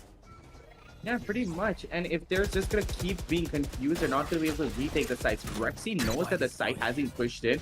Beautiful but very risky camp positioning over there. If he did pop up, and if Team Valor were quick to react, they could have taken his head clean out. Nonetheless, that was he got away with that. Oh no! And he does manage to get a kill over here, but then Flex. Amazing shot by Strokey. Strokey honestly pulls off his ult and he's like, you know what? I'm gonna do the clutch run for the team. I'm gonna go in. And okay, I am loving this play right now. Okay, what? He's just holding that mid, and Haiwan gets a beautiful tap on the game with that chirp, and like just when you said, look at the game is gonna be going down. Antidote comes here for a few kills, but no, Hunter is gonna be shutting him down. Goes in for the 3rd kill, shuts down Rixie. It is all down to a 2v3 situation. The defenders are not looking that strong right now. Team Valor is having that Valor in their veins. They're having the Valor in their blood. Tchaikovsky has a good position, but it was beautifully flashed out by Haiwan. Tries to go in for the 2nd kill, but there's not gonna be anybody in that underheaven position. Flex tries to clutch out the run for himself, but Hunter picks up that 4th kill for himself by picking up the kill on his nemesis, Flex. They put up the 4th round on the board for themselves, and Team Valor are looking super strong right now, Salty. But see, this is the thing. It's kind of an attacker-sided map, so I'm really looking forward to what Godlike is going to be doing on the attack side and what Team Valor are going to be doing on the defense, because I've seen people being more comfortable on the other side. And if Team Valor are even better in the defense, Godlike are going to be facing a lot of trouble. Given what, Hunter did get the quad kill in the last round, right? A lot of people will be like, oh wow, good stuff from him. But yeah, that certainly was good stuff, and that round was won because of him. But that was a byproduct. The fact that the game players like the game, Trophy, all of these guys are finding themselves in precarious spots, right? They're finding themselves in those sneaky positions where Godlike is gonna least expect. That is something which is gonna threat Team Godlike more than individual brilliance like this. The game again trying to go aggressively. Those one players close. Trophy comes in on the backup, takes down Antidote. That is one important play, taking down Flex, completely dazed by that Nova Pulse, and this just completely opens up the side, right? Whitehorse completely stranded over there with the Frenzy. Oh boy, with no stars remaining. It's gonna be a bit of a problem for him to kind of do anything, but Team Valor, just like you mentioned, they look super strong. And I guess this is one of their strengths, right? The fact that they pull in fakes so brilliantly. Let's find out what Whitehorse can pull up. Yeah, pretty much. Those mind games are what we're here to see, and they're being like handed that exactly to us on a silver platter by Team Valor over here, and they're pulling it off so beautifully. Strokey again has pulled off a 4K. This guy is honestly on a roll, and I feel like that confidence might go a long way, but if it goes too long of a way, he might push in places that he's not supposed to be pushing in, and if it happens like that again, like that last time, he's gonna be facing down 3 players from the defense. It's gonna be like, oh no. Yeah, I messed up and I gotta be falling back. If that happens, Strokey might just lose his confidence and might lose that flow, and I hope that doesn't happen to him, but they're looking super strong, actually. Yeah. You know what? When a player like Tchaikovsky and Fixers are there in your team, you know that you have a backup, a layer of safety net to fall back upon, and that gives all the room in the world, all the time in the world for players like the Jet and the Reina to go all out, right? It gives them the free roam role, and that is one of the reasons why they've been in those precarious positions. Look at Strokey. Most of the times, he's trying to go aggressive in the garage region, trying to break fort the defenses and find a dent. And when he does that, he gets the squad kills, or he lets someone else get those squad kills. But it's not about the kills. The fact the Team Valor has been able to find holes in the defenses of Team Godlike and has been exploiting that is just so attractive to me. Look at this. Shoki again holding back this B position. He's going to hold this till his last breath. And I guess he's going to push even further and not just hold this again. If he does that, sure, he might come in the face of a crossfire. But the fact that there's a lingering thought in Godlike's mind that, all right, a backstab might come in, and the rest of the players, they're just going to walk in onto another side. This is absolutely brilliant.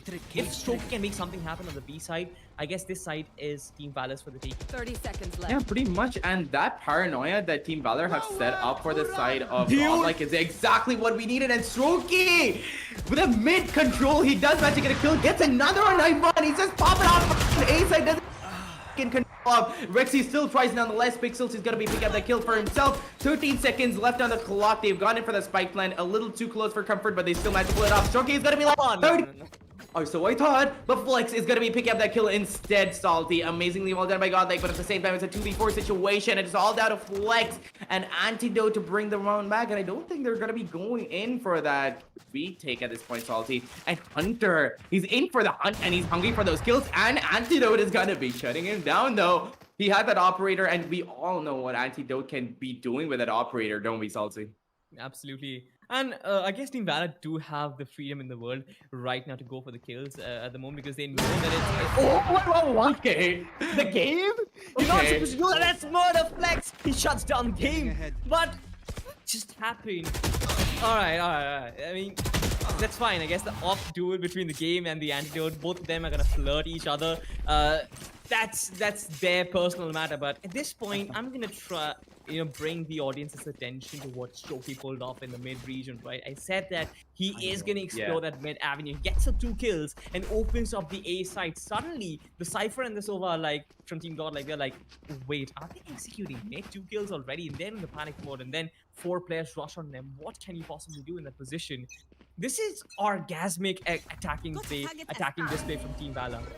Honestly, that mind control that they're pulling up is just so beautiful. But White Bars, okay, you gotta calm down, buddy. Okay, the cops are calling you. They've got to take their bullets back. That was amazingly well done. He flicks and he lands a wallman kill, and that is not something that you get to see every day, and you want to see that every day, though. White Horse manages to surprise us in the best ways possible. But yeah, that Ultra is going to be coming in, and that alert has been given out to Godlike Salty, and they know that the B-Take is going to be coming in because Strokey is on the hunt again. He's pulled out his Empress, and he's looking for more kills. He knows that White Horse is going to be in that position, but White Horse manages to land a shot on this poor Strokey, and Antidote is going to be finishing it off with a shorty, no less.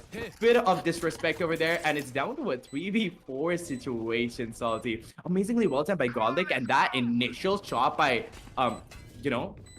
Astro over there, by White Horse over there, was what they needed to get the round back. And look at this! Flicks! Another kill on Tchaikovsky. Godlike is just popping off, and they're probably going to be getting the second round on the board for themselves. The spike is already been planted. They don't have a lot of time, and Antidote doesn't have the... Okay, the game is just going to start popping off. Gets a couple of kills for himself. Honestly, tips the balance, pulls it back to their own favor. And honestly, that's all that Antidote can do. He doesn't even have the time. He doesn't have the guns. He was trying to go in for the kill, but no. He didn't even have the health, Salty. He was going to be shut down at one point or the other. But that amazing shutdown, though, that was amazingly done by the game. And this is exactly what I'm here for. The game, when he starts activating himself, he activates himself. Yeah. Right, I mean, Team Valor, they were good. Certainly they were, but Team Godlike, they are inching closer to being back at their very best, right? 1-7 is the scoreline, which looks like, all right, Team Valor is in a bit of control, but when Team Godlike come back on attack, things can look vastly different. I love the fact when Strokey just pushed up mid, and Antidote was like, "Shorty gaming!" He just shuts him down with that shorty. Just hops away and gets those kills for that shorty. But honestly, the star of the show, in my opinion, was White Horse. That tap, though, was just nasty. He just deleted that player. Antidote returns the favor of that last round with the off. You remember when the game just hopped in and shut down Antidote? Yeah, that was a return of favor. Karma. Instant karma. Karma. He's like, no, you're not going to be having that. And Strokey becoming the a white horse over here, goes in for a flank, but Haivan, he's finally caught on to his mean games. He's like, no longer are you going to be able to flank, and I'm not going to be letting you do that. Gets a kill on Strokey. He's going to be looking for the second. The flash comes in beautifully. He does get that kill. Pixels is going to be pick up a kill on Rexy instead. Just casually getting a kill and going in for the kill on Haivan. Does manage to get the kill. Brings it down to a 2v2 situation. Now Salty. Now the player advantage. Oh, okay. Poor antidote. I know, right? This is ridiculous. The fact that Team Valor has. I mean, if it's not Strokey, if it's not their Jet, Tchaikovsky out of nowhere, a Cypher. A Cypher finds its way into Garage where no one's expecting. Everyone's with their guard down. Nobody has the AWP in hand. Nobody has a gun in hand. And they suddenly find, oh, wait, the Cypher is here. What am I going to do? And he's casually taking down the Cypher. He's casually taking down the Jet. He's casually taking down player from the seaside. And that's where they lost the round, right? It's Team Valor finding themselves in these weird spots that Team Godlike don't even expect. You remember how easily they got to read Team Valor's gameplay on Icebox? On Haven, this has been a completely different story. Well, how the turntables, right?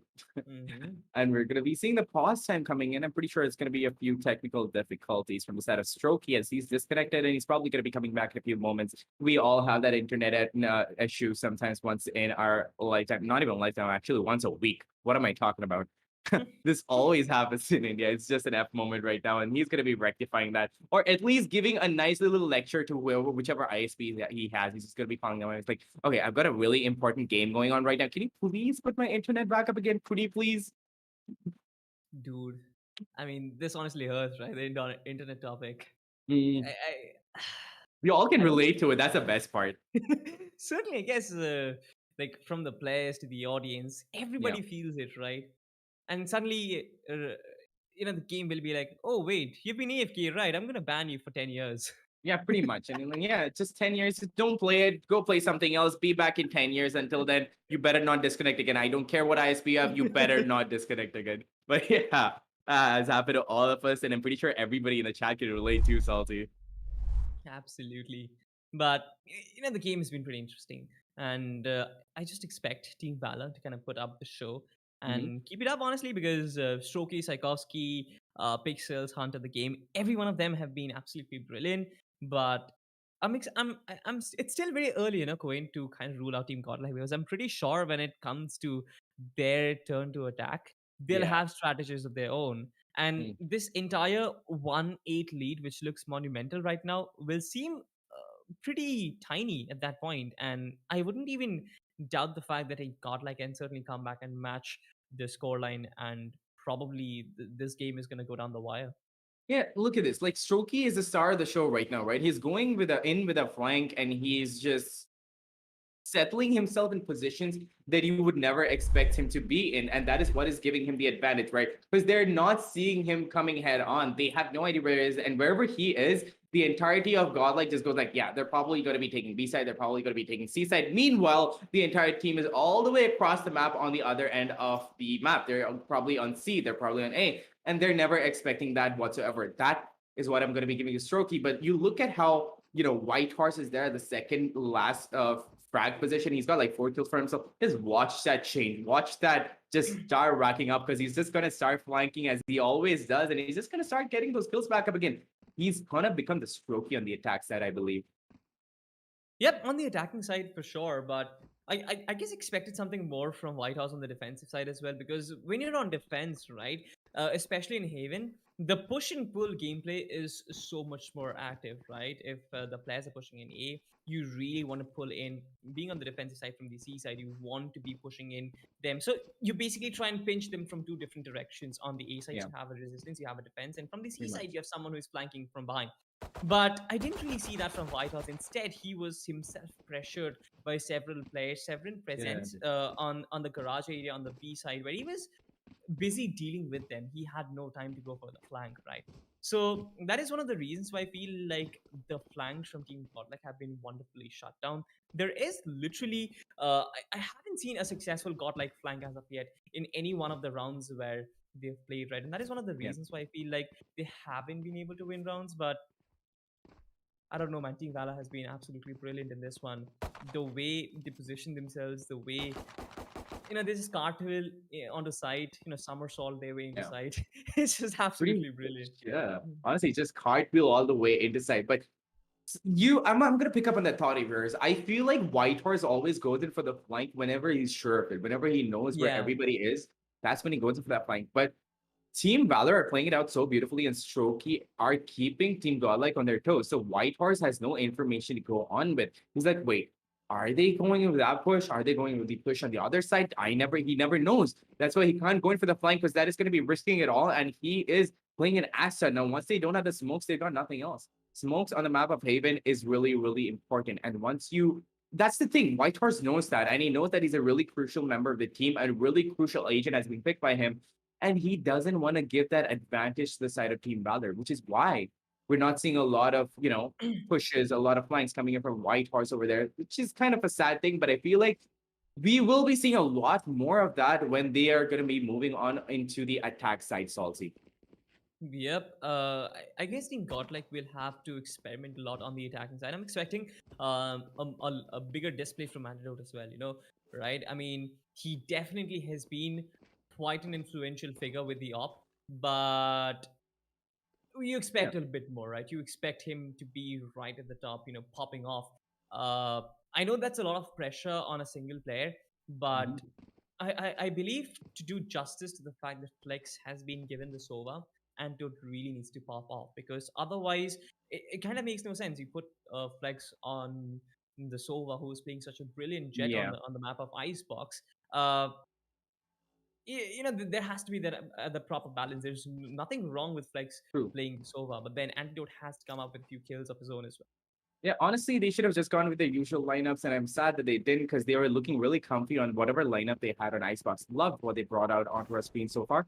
But yeah, Mhm. anyway, if you guys think that you guys can honestly take on teams like this, registrations for season 2 qualifiers are up. Just go down to the description and click on that link. Sign yourself up on. And if you think that your monitor is not up to the mark, LG Ultragear's got you covered. They've got the fastest refresh rates in the industry there. 240 hertz monitors, 144 hertz, whatever monitors, whatever you want, just go there, take your pick. And they've got such color accurate monitors. Honestly, I love them. And if I could, I would pick up one of those. Also, they're giving away one of those. So if you could honestly stand a chance to win out one of those monitors and just call it your own. So go down to the description, check yours, check all of that out. And if you're feeling a little unenergized, I'm pretty sure these guys have gone in for a break too. So they've just gone their cans of Red Bull. You can always scan the QR code that it'll keep popping up from time to time. Scan that, go onto the site, get yourself a can or maybe a pack or maybe a carton of Red Bulls. Get yourself energized and you can keep tuning in to the TEC Gauntlet Season 1. And yeah, that's pretty much it. And we're going to be coming back with a short break because this technical issue might just take a little bit of time, Salty. So Salty and I are going to be back after a teeny tiny break.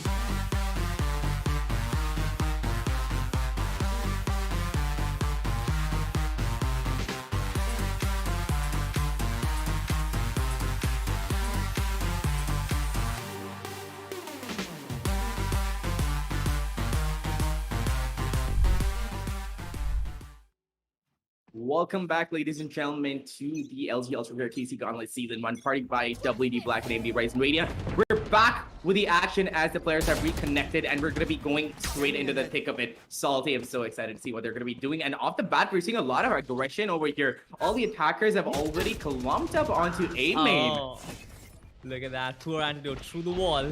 Yeah. Suffers a lot of lead over there, but I guess he's going to stabilize himself. But look at this, though. Early aggression towards the A corridor, but then again falling back, right? Team Valor. They really want to keep Team Godlike pressing. Yeah, pretty much. And Antidote with a Blaze Storm takes a Pixel, so that Pixel perfect aim. He's going to be taking that name for himself. Flex gets a kill for himself, and it's going to be an entire bloodbath, brings it down to a 2v2 situation. Now, the good thing is the attackers still have the spike in their possession. They can go for whichever side they want to go for, but Psykovsky's facing off against Antidote here, but he does not know it, and neither does Anti. Once he comes here, if he doesn't clear the corner, Anti is going to be going down. Like I thought, that initial frag was all they needed. I'm pretty sure they're going to be going in for mind games again. The game, however, is going to be taking the B side. I don't think that's the wisest of moves, Salty. Maybe. But again, he does have the ops, so he can actually Last fall back to player the B standing. window region. But with the fact that he's going to take down Flex, one player survives, and that's going to be Vitars. I don't think he'll be able to pull off much with the Marshal, especially when his position has been given out. Pretty risky of him to kind of deploy a star in that position, but he will get that concuss right off the bat. He will get that gravity well executed. But Psykovsky, prime position, spray him down. Again, Team Valor. They try to execute the A side out of nowhere. Psykovsky finds himself with no resistance whatsoever in the B side. Sprays down Antidote and then gets complete side control. Something which shouldn't have been happening. Godlike. They're leaving too many holes in their defenses. And I don't know what to think about it, honestly, Quinn. Yeah, I'm not really sure about it myself either. But then again, we didn't see a proper buy coming out from the previous round. Now we're going to be seeing operators and vandals and phantoms, what have you, in their hands. So it might work out differently for them. But Haiwan is being a little impatient and a little cheeky over here. He's like, okay, enough of the slow games. I'm going to be pushing in. Now, this is something that we normally expect from Whitehorse, but we're not seeing that enough from him. Now, this position might be given out by Hunters. Drone, and it has gone out. Drone has been taken out, and that wallbang is going to be coming in. And Pixels is going to be picking up that kill on Ivan. Takes out one player, and that was a really crucial kill. And Whitehorse is going to be landing a few stars over there, probably to play a little bit of confusion. They're playing it much slower now, Salty. They realize that if they go in for that aggression, Godlike might be able to shut them down if Valor doesn't go in for that information. Yeah, sometimes this mid push from the defender team is actually very effective. Most of the time, when a team kind of defaults out on the C corridor or the A corridor and switch between A and C, this mid push can completely, take into disarray. But this time around, we've seen that they completely read onto it, right? The outrun, a lot of information was revealed, the gun battle was revealed as well, and they just completely wallbanged that man to oblivion. But look at this, Rexy has been made vulnerable, but a complete C execute, but again, 30 Stroky seconds left. finds himself in that very weird spot on the B side. He will establish dominance once the rush comes in. But look at this. They have the flexibility to fall back to the A side, but Cypher's neural threat is going to take out all those cards, right? Their strategies have been completely reset, and this time around, they'll just plant the strike wherever they want, and that's going to be B side. Stroky, he gets one, but Roxy as well as Flex, they get two of their own. So Godlike, they turn this into a 3v2 affair to win. Yeah, honestly, and although they had a good crossfire setup going on, they had equal sprays, but it all comes down to this, as Whitehorse is going to be able to take Strokey from behind. Takes that kill. Pixels is having a good pixel perfect moment over here. He knows exactly where they are. The sound has been given out. He could have pushed in and taken a few kills for himself, but the defuse is going to be coming in, and I'm pretty sure Flex is going to be getting the kill, but no, he's going to be denied that. Get that kill, and Antidote, close range. I'm not sure if that was a no-scope, but whatever that was, that wasn't a no-scope. That wasn't those. Yeah, that was nuts. that was nutty, honestly. That was seriously well done by Antidote, and a good retake by Godlike over there, but then again, that's just the second round on the board, Salty. I feel like that tech pause coming out from the side of Strokey was all that Godlike needed to understand where they were going wrong, right? True that. I kind of feel the same thing, because the fact the team Godlike started to realize, the fact that Havan started to experiment in a different way, right? We've never seen him go aggressive on that mid route. Generally, the Phoenix going out in a mid adventure is something which we don't really see much. But Antidote and Heaven taking 2 kills of their own. Good stuff from them, an early man advantage, and yet again the run it back is here, which is going to buy them a lot of real estate to work with, right? The fact that the stand is going to push in just gives Team Valor that extra bit of trouble to work with. Right now, they're completely pincered in this mid region, and I'm expecting a push from the C side as well. Now, this is something which they haven't done a lot. In this position, where a team is completely pincered in that mid area, you want to be pushing it from the A and the AC side, but they don't need that because Antidote is at its blazing best. 2 kills with the op this time around. The Owl Drone is certainly going to reveal a lot of positions, but the Recon Dart, I guess, is going to reveal his position in return. And honestly, Salty, at this point, there's no coming back from this. That spike position has been taken out, and it's only 2 players who were left out to get a few kills for himself. Like, the game managed to pick up a kill for himself. White Horse does manage to trade him instantly out. Ooh, honestly, if they did, that would have been a really good play, Salty, but the game's luck is not really playing in his favor today. That is going to be the 3rd round coming into the favor of Godlike, and this is where it gets even more interesting, Salty, because now we're going to be seeing Godlike on the attack. Yeah, right. 9-3. Seems to be a pretty one-sided scoreline. We've seen Team Valor be very, very good on the attacking half, but I'm expecting Team Godlike to kind of take that to a different level, because we've seen, especially in this map of Haven, we have seen things change. We have seen tides turn, and Team Godlike, I'm expecting something of their own. They already have stars deployed on the Ace and the C side, so I guess we might see an intel hunt, an information overload, but yeah, right. The setup, the defensive setup, looks pretty interesting. They've completely, left the B side empty and focused on the Cypher tripwires. And they're going aggressive on the A short region. Game actually gets Heaven in the process, and this is good stuff. Psychovsky, this is exactly what I was talking about. The C pinch comes in, but certainly he has been overloaded with numbers. Look at the Jet jumping right in front of him, and the other person taking the trade. This is good stuff from Team Godlike. Now, this is exactly what I like about this Team Godlike. Like, they don't go in for individual frags. They play for each other's advantages. They even will go to the extent of distracting a player so that somebody else can pick up the kill for themselves, and it doesn't have to come down to who has the highest kill. That's what I love about Godlike. But at the same time, Strokey is going to be answering back. He's not going to be staying silent anytime now. He's going to be picking up a kill for himself. To get that recon dart, has a little bit of a moment there, but he still doesn't manage to get that recon dart. Antidote really low over here, has 5 HP, and he's gonna be taken out by Pixels. 1v4 situation. Godlike amazingly shut down by Valor as it came in for that retake at the right time.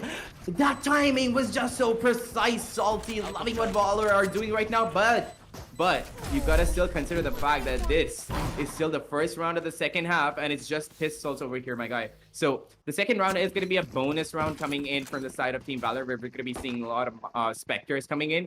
But let's see if Godlike is gonna be able to shut them down, even though they have the economic disadvantage. Now you can see that the game is honestly feeling himself right now, and he's gone in for a Phantom, Salty. What do you think about that? I'm expecting him. I'm expecting some extravagant show for him, because honestly, I didn't expect Team Godlike to lose out on that round. And look at this, the economy is on the dumpster. 0 creds for 4 of those guys and 1 guy on the sheriff. That's gonna be White Horse, and the entirety of Team Valor is, I mean, pretty well off, right? In spite of those Spectres, in spite of those heavy shields, they are having some creds to work with, and they completely have sight control at this point. And I guess the close down positions and their diffuse positions are going to be in place in some moments once the spike goes down. But the retake, the ball is going to be on the court of Team Godlike, and the retake looks to be a bit different. Yeah, it indeed does. But at the same time, like you said, the economy on the side of Godlike is not that great. And Rexy comes into the flank, gets a kill, but he's going to be instantly traded out. Now, what they haven't expected is that by that force spike coming from the side of Godlike, but now that that information has been given out by Rexy, they're going to be expecting that. They have to approach this more carefully. Hunter has expected that positioning from Antidote, gets that kill beautifully. The game is going to be picking up a kill for himself, like just raping and get the kill. But Godlike is there with their own shutdown. Doll down to... He's gonna be out. Is gonna have him in his barrel to shut him down, but he also has the time to go in for that defuse. So like I said, amazingly well done by Team Valor. That timing was just perfect, and it was such bad luck on the side of Lakhs over there, Salty. Yeah, right. I mean, didn't really expect that to happen because that man went in for the spray, but suddenly his bullets run out. He's going to be kicking himself. I guess the 1v1 could have gone either way, Quinn, but Yeah. that didn't happen. And with that, Team Valor is actually inching closer to victory. A much more one-sided victory than we saw from Team Godlike in the first map. Now, this does raise a lot of eyebrows, especially mine. Yeah, pretty much. And on top of that, their economy is busted. Godlike doesn't have a lot to work with. But as I'm saying that, Flex is going to be picking up a kill on Strokey just as he got one on Rexy. But okay, Antidote gets a beautiful kill, but is stopped by that Cypher strap wire. So yeah, I mean, not much that he can do in that situation. It's already down to a 3v3, but salty. So they don't have the economy, and that was a really risky buy on the second round of the second half. And that was a really crucial round. If they didn't get that, their economy was going to be busted, and that's exactly what happened. They don't have any money to go on down the line. So if they don't get this round, it's going to be a surefire win for Team Valor. True that. I don't think with two sheriffs, I'm expecting too much off of Team Godlike right now. Yeah. Certainly Havan as well as Whitehouse, they can hit their shots. They can, use it as a hand cannon. They're pretty confident on it. Just like this one. But again, it's going to be a monumental task, right? They might recover a few weapons in the process, and that can certainly work out for them. They really need this round, especially to kind of reboost the economy. And the best part is none of the team players from the side of Team Valor know which side is going to be taken until the spike plant is going to be going in, which has gone in right now. And the gun advantage is honestly on Tchaikovsky and the game over here because they have the Phantom and they have the Vandal. They can make the shots count, but Whitehorse has picked up a Sheriff for himself and has picked up a Spectre, for himself, and he's going to make it count. Beautifully sprayed down over there, and he gets that kill, puts the advantage in their favor, and all boils down to this. Do you think that the game can close this out, Salty? No way. Okay. I don't think there's no point, right? Sure, he did try much to kind of go on the tap and bait those players out, but yeah, that was too much. That was too good of a crossfire setup. And just like I mentioned, these guys can certainly deliver. They got that monumental task. They recovered from the ashes of death, but this is time to show up. Godlike, you gotta do this. Honestly, because the fact that this team can do a lot of things, they can experiment in a lot of different ways, but they're not trying to do that, sort of kicks me. Right? Havan and Whitehorse again individually popping off in that round. Look at this, the game has been completely shut down. This is exactly what I'm talking about, right? Havan individually stepping up for his team time and time again, being the IGL and also being one of the top fraggers. But they gotta plant the spike. They have side control at the moment. They can certainly use it, but he's way too slow. And this is something which we didn't see from Team Godlike. Pixels on the wraparound. Most of the players on the wraparound. I don't think Flex is capable of holding this entire carnage down, but he does have reinforcements. Strokey with the Sheriff will try and take some shots, but Whitehorse and Antidote, they're wonderfully shutting everything down. The economic advantage that we spoke of did work out for Team Godlike. 5th round on board, Quaint. Yep, pretty much. And that was a really risky round of the second half, on the second round of the second half. But yeah, they honestly managed to bring it all back. They got their economy back, they got their mojo back, and they got their confidence up and running yet again. Now, here's the thing. Now, Team Valor do have 11 on the scoreboard right now, Salty. So it's 5-11 on the scoreboard, and it's a huge grind for Godlike to bring it all the way up to that 11 score. But it's not that. It's not impossible. They can honestly manage to do it, but it's a huge grind. It's a pretty big grind. Yeah. We've seen that happen. We've seen that happen today itself. So doesn't surprise me. Every time there's gonna be an underdog storyline, I'm gonna talk about that with Strokey. Got in a precarious position, and he's gonna come in. He's gonna chase him like a top cop and shot him down. Early man advantage to work with, but the out room check all the nukes and cronies and pixels through the nebula. He's gonna get Rexy in the process. This shouldn't have been allowed. But look at this game. Look at this. Oh no, he almost went from there. Will he get the spiker though? Not really. Antidote with the Spectres shutting down. Hunter does manage to get the kill with that Hunter's Fury, and that is going to be putting the advantage onto their side. But the spike plant has already come in. Antidote with that crispy right click picks up the 3rd kill. That is going to be Tchaikovsky. Is going to be blood hungry, and he's going to be going up for a few more kills. That's why to get the 2nd. Whitehorse is going to be backing him up, and it all comes down to this, and I'm pretty sure they can get this round out. But big gonna be picking up a kill for himself, and he jumps and he lands right click. Amazing, well done, and that is gonna be that round-winning performance, that round-winning round that they needed. And Pixels, as long as he put up the 12th round onto the board for the side of Team Valor, the confidence is up and running, Salty, and the match point is in. Godlike is shaky on their knees, and they have to bring it all back. Otherwise, Team Valor, it's gonna be a clean sweep from their side. It is going to be a clean sweep. I mean, look at this guy, right? Pixels. We barely talk about him. We always talk about the game, Buster, Strokey, and the ones who pull off the big stunts, the ones who kind of go in those very cheeky positions and get a lot of kills in the process. But we never really talk about Pixels. This man has been so consistent. And I guess he was their best bet to be put in a clutch situation like that. One taps with the, I believe, the Phantom onto one guy, you know, goes dancing and right clicks antidote in the next attempt. This is That was wonderful. beautiful. That was so beautiful. But the Hunter's Fury comes out, might get Strokey, has certainly tracked him, but Tchaikovsky puts right horse down. So that is good stuff from them. 4v5 in a bid to get the map of Haven and equalize the best of 3 to 1-1. This can be pretty interesting, and Havan again trying to venture onto these mid-aggression. This is something which they're pulling out a page from Team Valor's playbook. But now that they have spotted Pixel, look at this, the gravity well and the Nova Pulse combo. But Havan is still kicking in. He still wants to get that kill. The flash does come out, but going for a wraparound, it was too aggressive. It was too overextensive there, and Hunter shuts him down. And honestly, he needed a little bit more backup from his teammates over there. A little F moment Yeah. that didn't come in, right? And yeah, Antidote is going to be picking up another kill for himself. Rexy over here will pick up another on Strokey, who was feeling super confident with his Empress, but does get shut down. Tchaikovsky is going to be getting the last kill, or so I thought, but Rexy is still in for the fight. Picks up the third kill for himself and 11 HP Salty. This guy's got 11 HP, the Spike, a Phantom, and one Dream.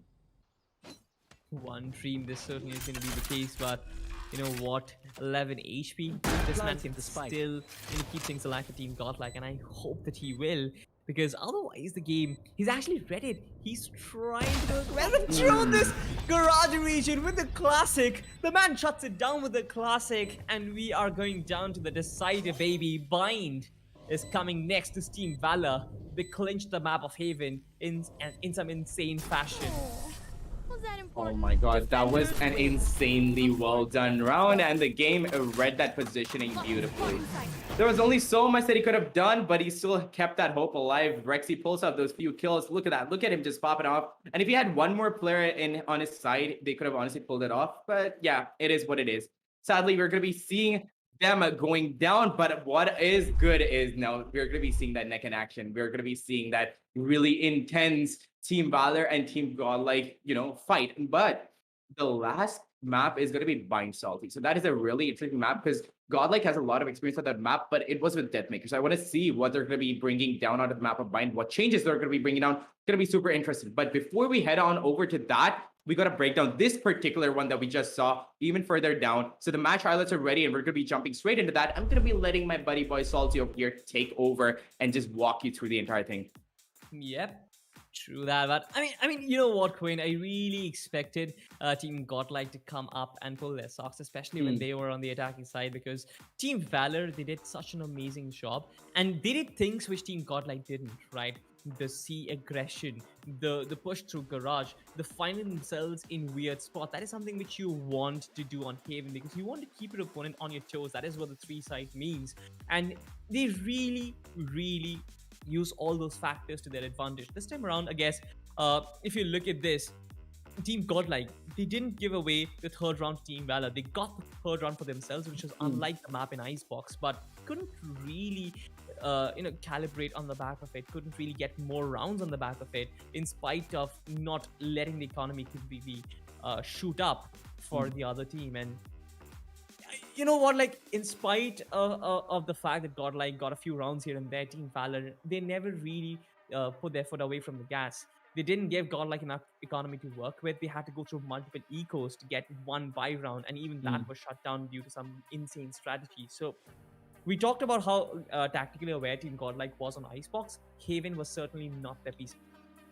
No, the thing is, on the map of Haven, you would expect a lot of flank plays, and that really pays off, and it pays off dividends because without flanks, you cannot play this map. It doesn't always boil down to ability, smokes, and all of that. It does to quite like a 60% of the extent, I'd say. But on this particular map, at least, you need a lot of flanks. And Strokey came in clutch with those flanks. That is what Team Valor needed to bring those rounds back up again. So I feel like they're more comfortable on this map than any other, because it honestly pays people who are going to be flanking and trying to bamboozle the other team and trying to play mind games. And Strokey did exactly that, and he rightfully got that MVP position.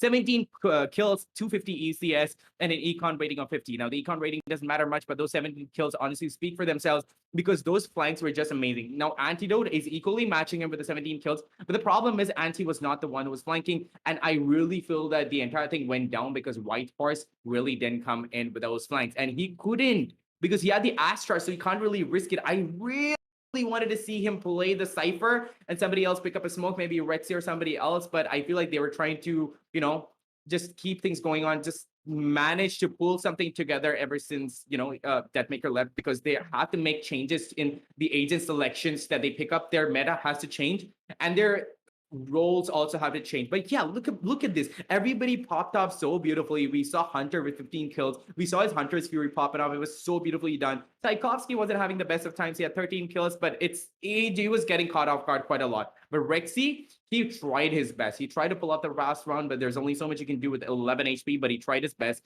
10 kills is what he's going to be on. White Horse with 12 kills on an Astra is honestly a huge deal, because Astra is not a damage dealer, and if you can manage to go into that Astro farm, come back at the right time, it's just amazing. But I've talked enough about the scorecard. You tell me what you're thinking about this. I mean, you know what? I feel like it's not really the Asian that was bottlenecking White House, because we've seen a lot of Astra flankers, even in the international circuit. You see something like you see a team like Team Fnatic, right? Boaster always plays the Astra most of the times and goes on the flanks, tries to rush in from the C corridor. It has been set up that since you have an Asian that can deploy stars right at the start of the game, right at the start of the round, and then you can deploy smokes, gravity wells and the stuns from anywhere across the map, gives him the sort of a right to go for the flank. Sure, there is a lot of conflict of interest in whether such a high risk agent should go for a flank or no, but I feel like it was not the Asian that was bottlenecking White Horse. It was the fact that you mentioned in mid game that was a lack of intel to work with, right? They had no information to go for those aggression. And the fact that Team Valor was switching things up beautifully, sometimes on the C side, sometimes on the mid, and sometimes on E side, it kind of discouraged Team Godlike to push anywhere. They couldn't push in through mid, they couldn't push in A, C, nothing. Yeah, pretty much. You're absolutely right. And honestly, I couldn't agree with that more. But we're done with the second map, done and dusted. And like I thought, we're going to be seeing the decider map I'm going to play, which is going to be mine. And this is going to be an interesting one, ladies and gentlemen. So don't go anywhere. And if you're feeling a little down on that energy, go ahead, click on the link in the description, or just scan that QR code over there. Get yourself a few cans of Red Bull. Get yourself energized and up and going again, because we're not done. This match is not over, and Godlike has still got a lot to say, and so do Team Valor. So we're going to be back after a short break while we set everything up for you.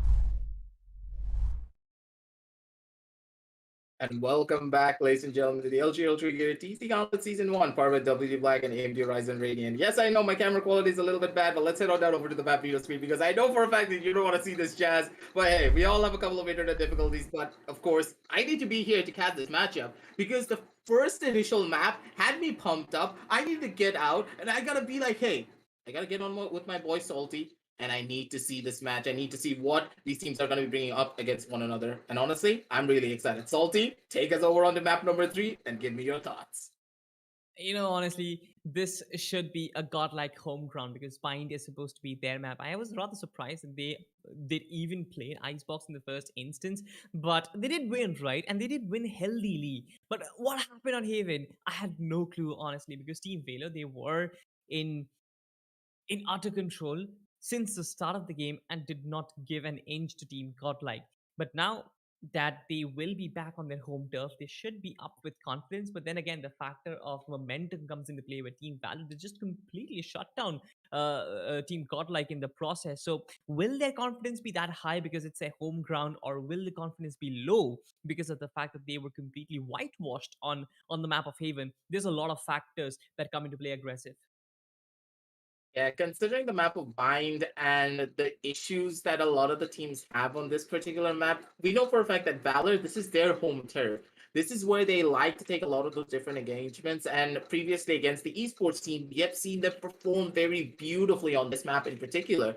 So I would say that Godlike, they're on the back foot if they're not able to pull together a proper composition because I feel as though with a lot of the roster shuffles that they are doing, and now that Flex is back on the roster, he needs to be on that duel list. Otherwise, it's just gonna be a massive problem in the long run. Yeah. Flex, he's such an impactful race player, and the fact that you don't have him on the race could just be the make it or break it for the side of Godlike if they're not careful.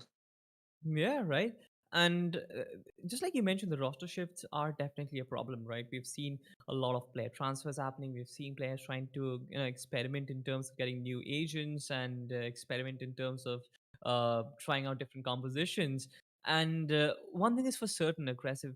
The fact that Antidote Jet is certainly not the best bet for him at this point. I guess he certainly is better off playing a Sage or a KJ maybe because I might be wrong to point this out, but he wasn't really very influential in the map of Haven. And Flex on the Sova also wasn't really working out, but things were really fine when it was Flex on Jet Mhm. and Antidote on Sage on Icebox. So why change something that's working? Just because of the fact that it's a different map? Well, that can be a good counter argument, but I feel like you shouldn't really tinker with a setup that works. Completely agree with you there. And I feel as though the main reason why they opted to go in for this is Flex is slowly but surely picking up that soul, but he's just not on that level yet to play against all these top caliber teams properly every single time and be very consistent on that solo. But at the same time, Antidote is one of those people that he has a very specific play style. On that jet, yes, he's very potent. Yes, he is very powerful because of his aim, but his aim is not really gonna be able to get him through down on a lot of those different engagements where he needs to be super aggressive, rush down into 5 people, and then actually get 1 or 2 kills before he does die out. And it's much more that slow, methodical player that requires his team to set him up every single time. And he's not really able to get a lot of those engagements on the jet properly. And I feel as though that's one of the main issues that they had on the map of Haven. So moving on down over onto Bind, I want to see them iron things out. And as you just stated, put Antidote back on a stage or maybe a KJ to, alleviate some of that pressure, allow Flex to go in, create that space. And then Antidote, it's his world. And we can just literally be sure that he's going to pop everyone's head, because when he is in control, when he is in his own element, and when he is in a 1 versus 1 or a 1 versus 2 situation, we know for a fact that Antidote can always come out on top. He has that game sense, he has that coordination with his own buddies, and of course his own utility usage really can get him through a lot of those sticky situations. Give him the utility, give him the Sage, give him the KJ, and he's going to perform wonders. Hopefully Godlike, they went back to the drawing boards after the short break, and they're going to be able to come on back stronger, because it's go big or go home. If you lose here, you're heading them down over to the losers bracket. Yeah. Interestingly, we saw Whitehorse playing onto the Viper in the first map. This time around as well, Whitehorse is picking up that Whitehorse is picking up that Viper, and Hevan is pulling off a Sky of his own. So a reversal of roles, because we've seen Hevan pull off a Viper and Whitehorse pull up a Sky, but a complete reversal of roles over there. Antidote on the Brimstone is definitely does not surprise me, because he has played this agent before on this map. This is a pretty common team Godlike pick on the map of Bind, and this should be putting them back to their strongest form. Hunter on the Sova on the other side, Pixels on the Astra, hovering over the Astra, Saikovsky hovering over the Cypher, and Strokey deciding onto the Raze and the game on the Jet. So good stuff from them, honestly. And the fact that both these teams are playing their default lineups is a good sign. It certainly states that they will be in their best in the final of this best of 3 series. And I'm really pumped to find out who wins this one, honestly. In a way, I feel as though this lineup is what we were really hoping to see coming on down through from the side of Godlike, because they have that team play, they have that coordination, they know what to expect, they know what angles to peak and how to peak with one another. But the real question here, in my eyes at this point, Salty, is will they be able to pull off that execution properly?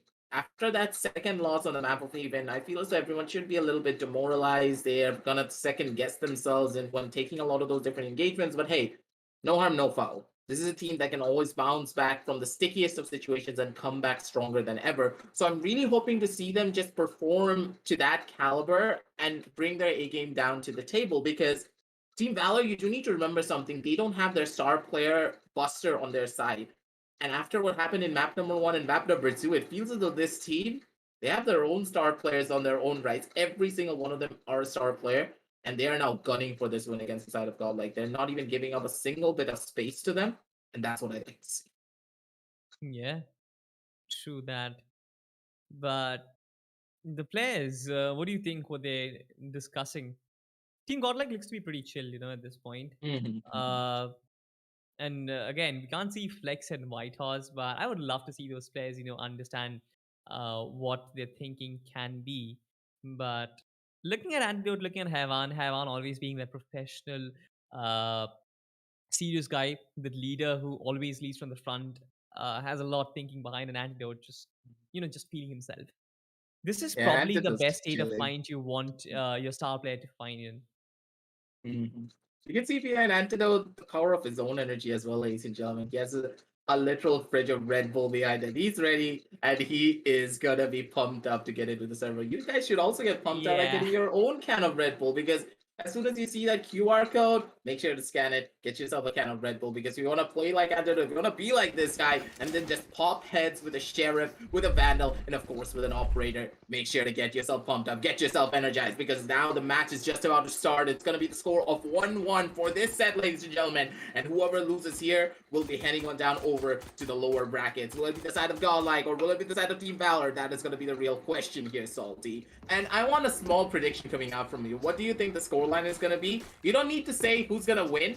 I would just want a basic scoreline of 12 to something. Alright, let's say the scoreline is going to be 13-9. The scoreline, Okay. I'm not saying who's going to win, but Okay. yeah, the prediction is going to be 13-9. Okay, 13-9 is admirable. I'm gonna say it's gonna be a 13-5, but let's see what's gonna be happening here. It's gonna be a little bit of a play coming out from the side of Flex. But of course, Ivon, he's already there. He's like, hey, don't worry, Flex, I got you. I have a flash, I have a wolf. I'm gonna make sure you're gonna be safe. But Ivon, he's in a pretty sticky situation. He could just get caught off guard. A couple of nades coming on down through it. Ivon takes a good chunk of damage. He needs to back off. But at the same time, a lot of utility has been used down towards the hookah angle, so they don't really have a lot of utility to work with to maybe go down towards the side of V-Long, take that aggressive control, and then go in for that execution. But I like this positioning from the game, man. He's just chilling inside of the teleport, and he's like, come to me. I want you here right now, and I want to just pop you in the head. Yeah, true that, but Team Godlike, they're being very patient at this point. Look at this. Team Valor, they're trying to pinch them from both sides. They have two players on the hookah region. Again, Hevan did try to get the kill for himself, but it's not really a problem because Flex is there. But Shoki already finds himself at the side, and therefore they have some sort of side control. When the reinforcements come in, 4 players, it should be easy, but then Rexy goes down, and you're just waiting for the Nebula to move aside. But look at this though. Spike hasn't yet been initiated, and good recovery from Team Godlike.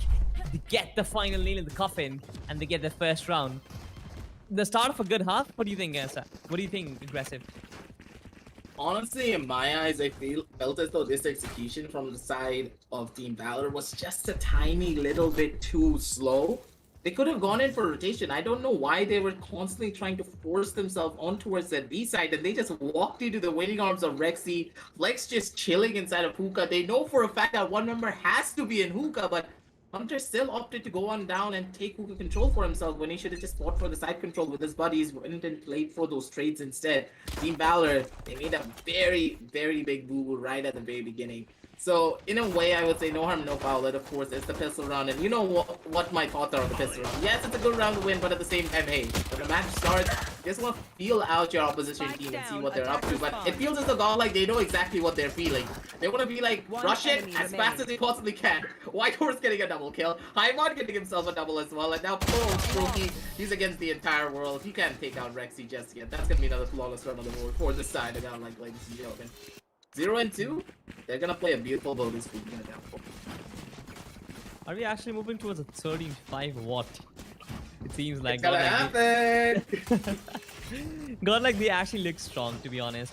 And this time around, the defenses look pretty darn good because in the game of Haven, there were a lot of chinks in their armor, and we talked about it. Me and Quaint, we were discussing about a lot of holes which we found out, and that just wasn't working. But this time around, with the default setup, with the default agent picks, it looks like they are well prepared for this. But look at this defensive setup with 3 players on the A side, 2 on the B. 1 player trying to be a bit aggressive on the showers on the B long area, and 2 players on the A side with the Viper wall already set up. So is it going to discourage Team Valor to kind of fall back and hit B? That's going to be the question.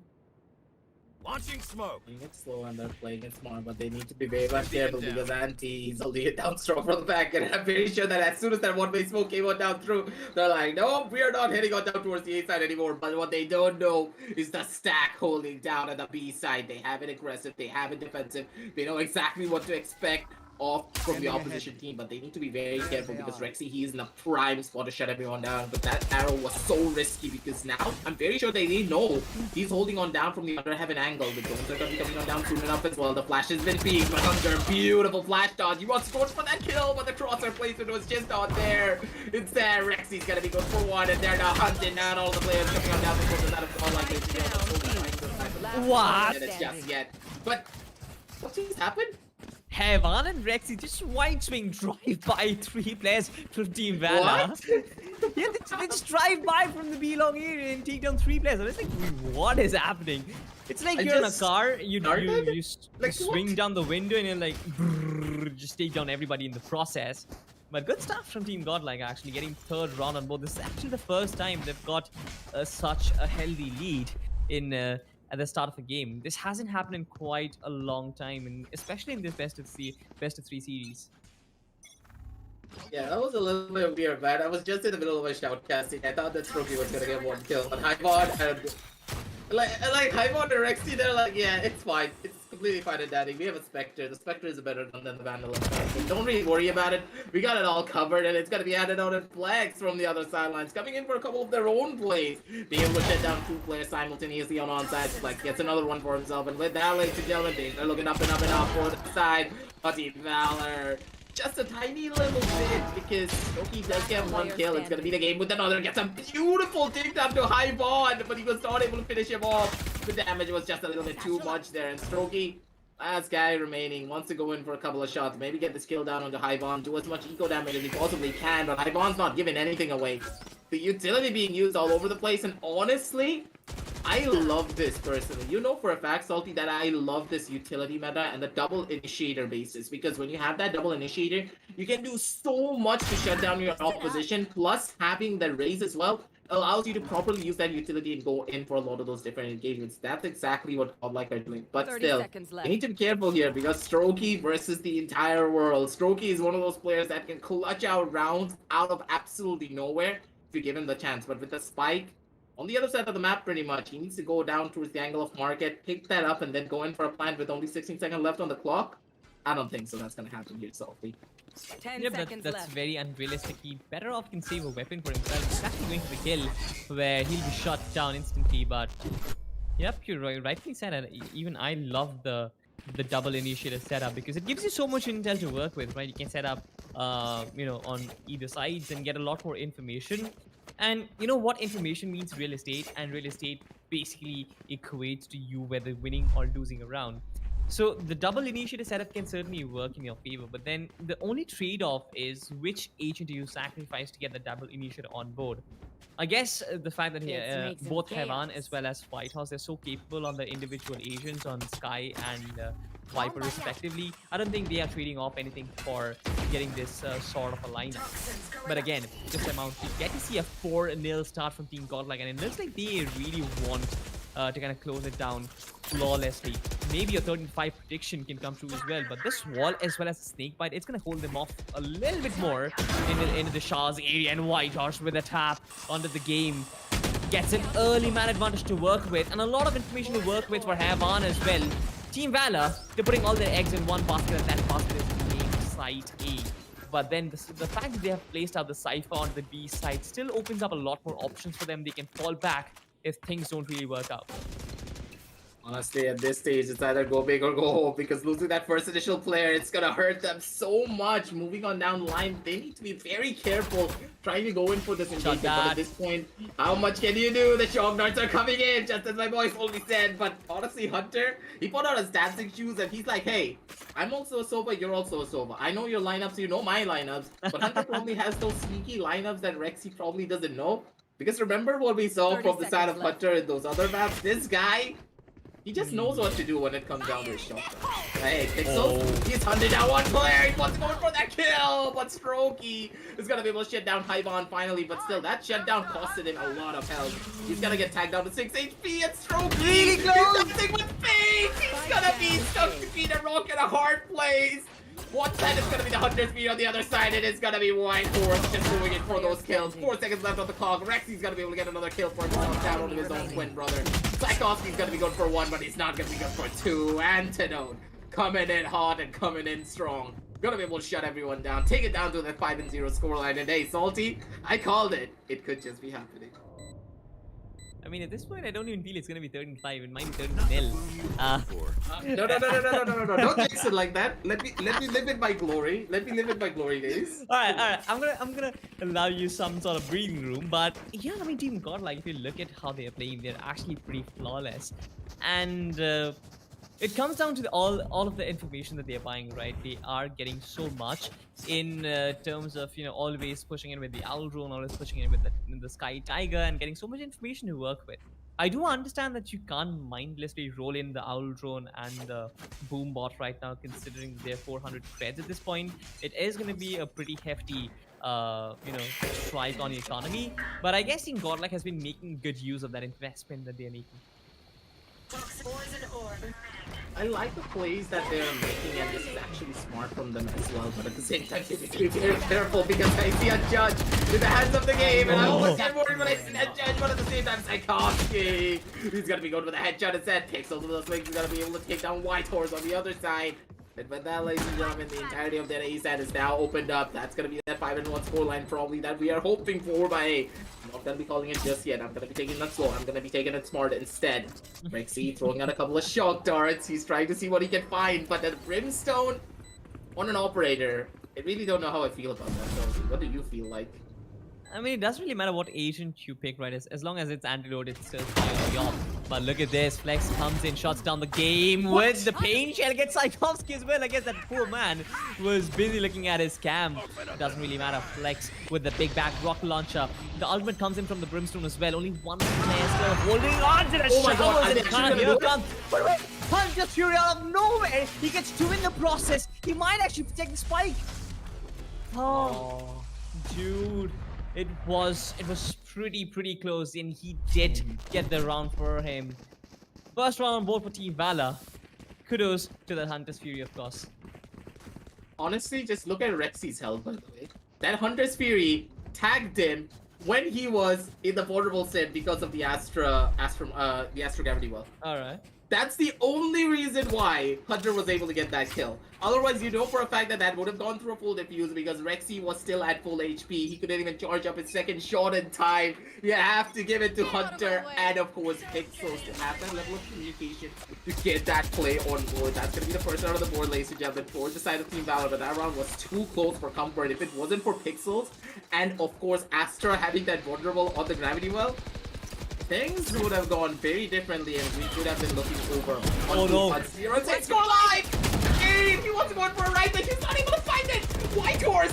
He's just playing 5 games right now. He's actually able to get 2 kills. White Horse literally getting away with murder. Highbound's gonna be going for 1 as well on the other sidelines. Pixel sucks to be read wrong in a hard play. He doesn't spawn out White Horse. He just walks on down in. Now Pixel's position is already over. Pixel's right through the smoke. He's gonna be able to spell out White Horse. He doesn't know where Flex is though. Hopefully on down from the angle of Lance. He's gonna be able to get 1 more kill for himself. And with that, yeah, I think that's gonna be the 6-1 scoreline. Hunter in a 1 versus 3. Yes, he's very good. Yes, we know his potential, but this situation could just be a little bit too much asking from him. Yeah. Not even sure. Okay, so Godlike also have the spike control, so too much to ask for from Hunter at this point, and especially with the scope on him. Yeah, this man has been feeling it right now, and we've been talking about it lately, right? I mean, it doesn't really matter what agent you give him. I guess he's much more potent on something like a Brimstone or a Sage or a KJ, but you give him the op. You should give him the op, and this man is going to give you kills. That's what I expect coming on down through from the side of Antidote, ladies and gentlemen. But at the same time, I want to ask you this, Salty.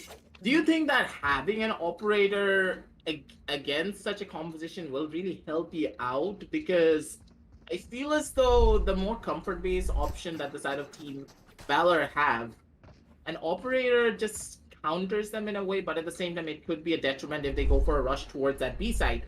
And I don't really like this from the side of Godlike for one specific reason. They are playing a composition that relies on both of their controllers to be at the pinpoint accuracy. And the fact that they both are playing on the same side, in a way, I really don't understand the plan of Godlike. Do they want to just completely shut down that A side and just keep it on hold for as long as they possibly can, waiting out the rotations? But if the side of Team Valor go in for a fast rush, and if they're able to get a kill on any one of those controllers by complete accident, it's pretty much already over. The A site is done, and you cannot go in for a proper retake. Interesting. I guess we've seen Team Godlike do this for quite a while right now, and sure, the double controller being placed on a single site can pose a lot of questions, but then you always have to consider the fact that they're playing two initiatives on the B side, so which gives them a lot of information to work with.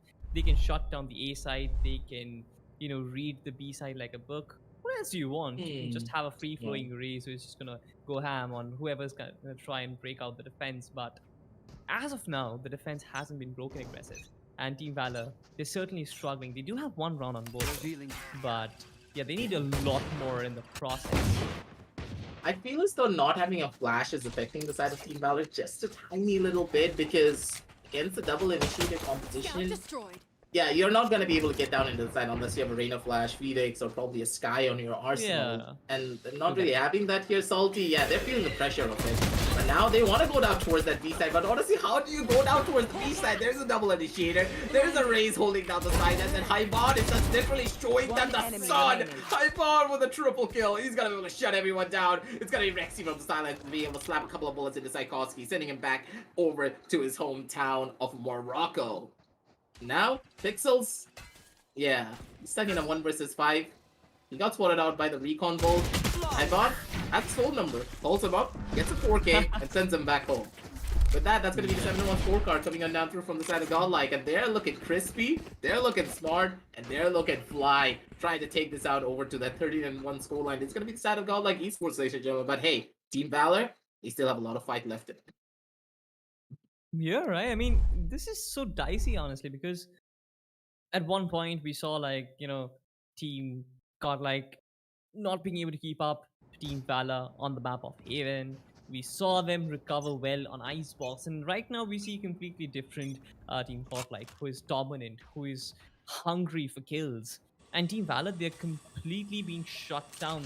And this defense is tried and tested, right? And that is one of the reasons why we talk about Godlike and the map of Bind in the same wavelength. We talk about them in the same breath because, yes, this system, the double initiator and the double controller setup has been tried and tested. They've done this time and time again. And it has worked against a variety of opposition. It doesn't really matter who your opposition is. Whether they are an underdog, whether they are a top team, tier 1 team, it doesn't really matter. They get kills, they get information, they get side control, they get everything in the process. And that just equates to them just absolutely hammering down the opposition.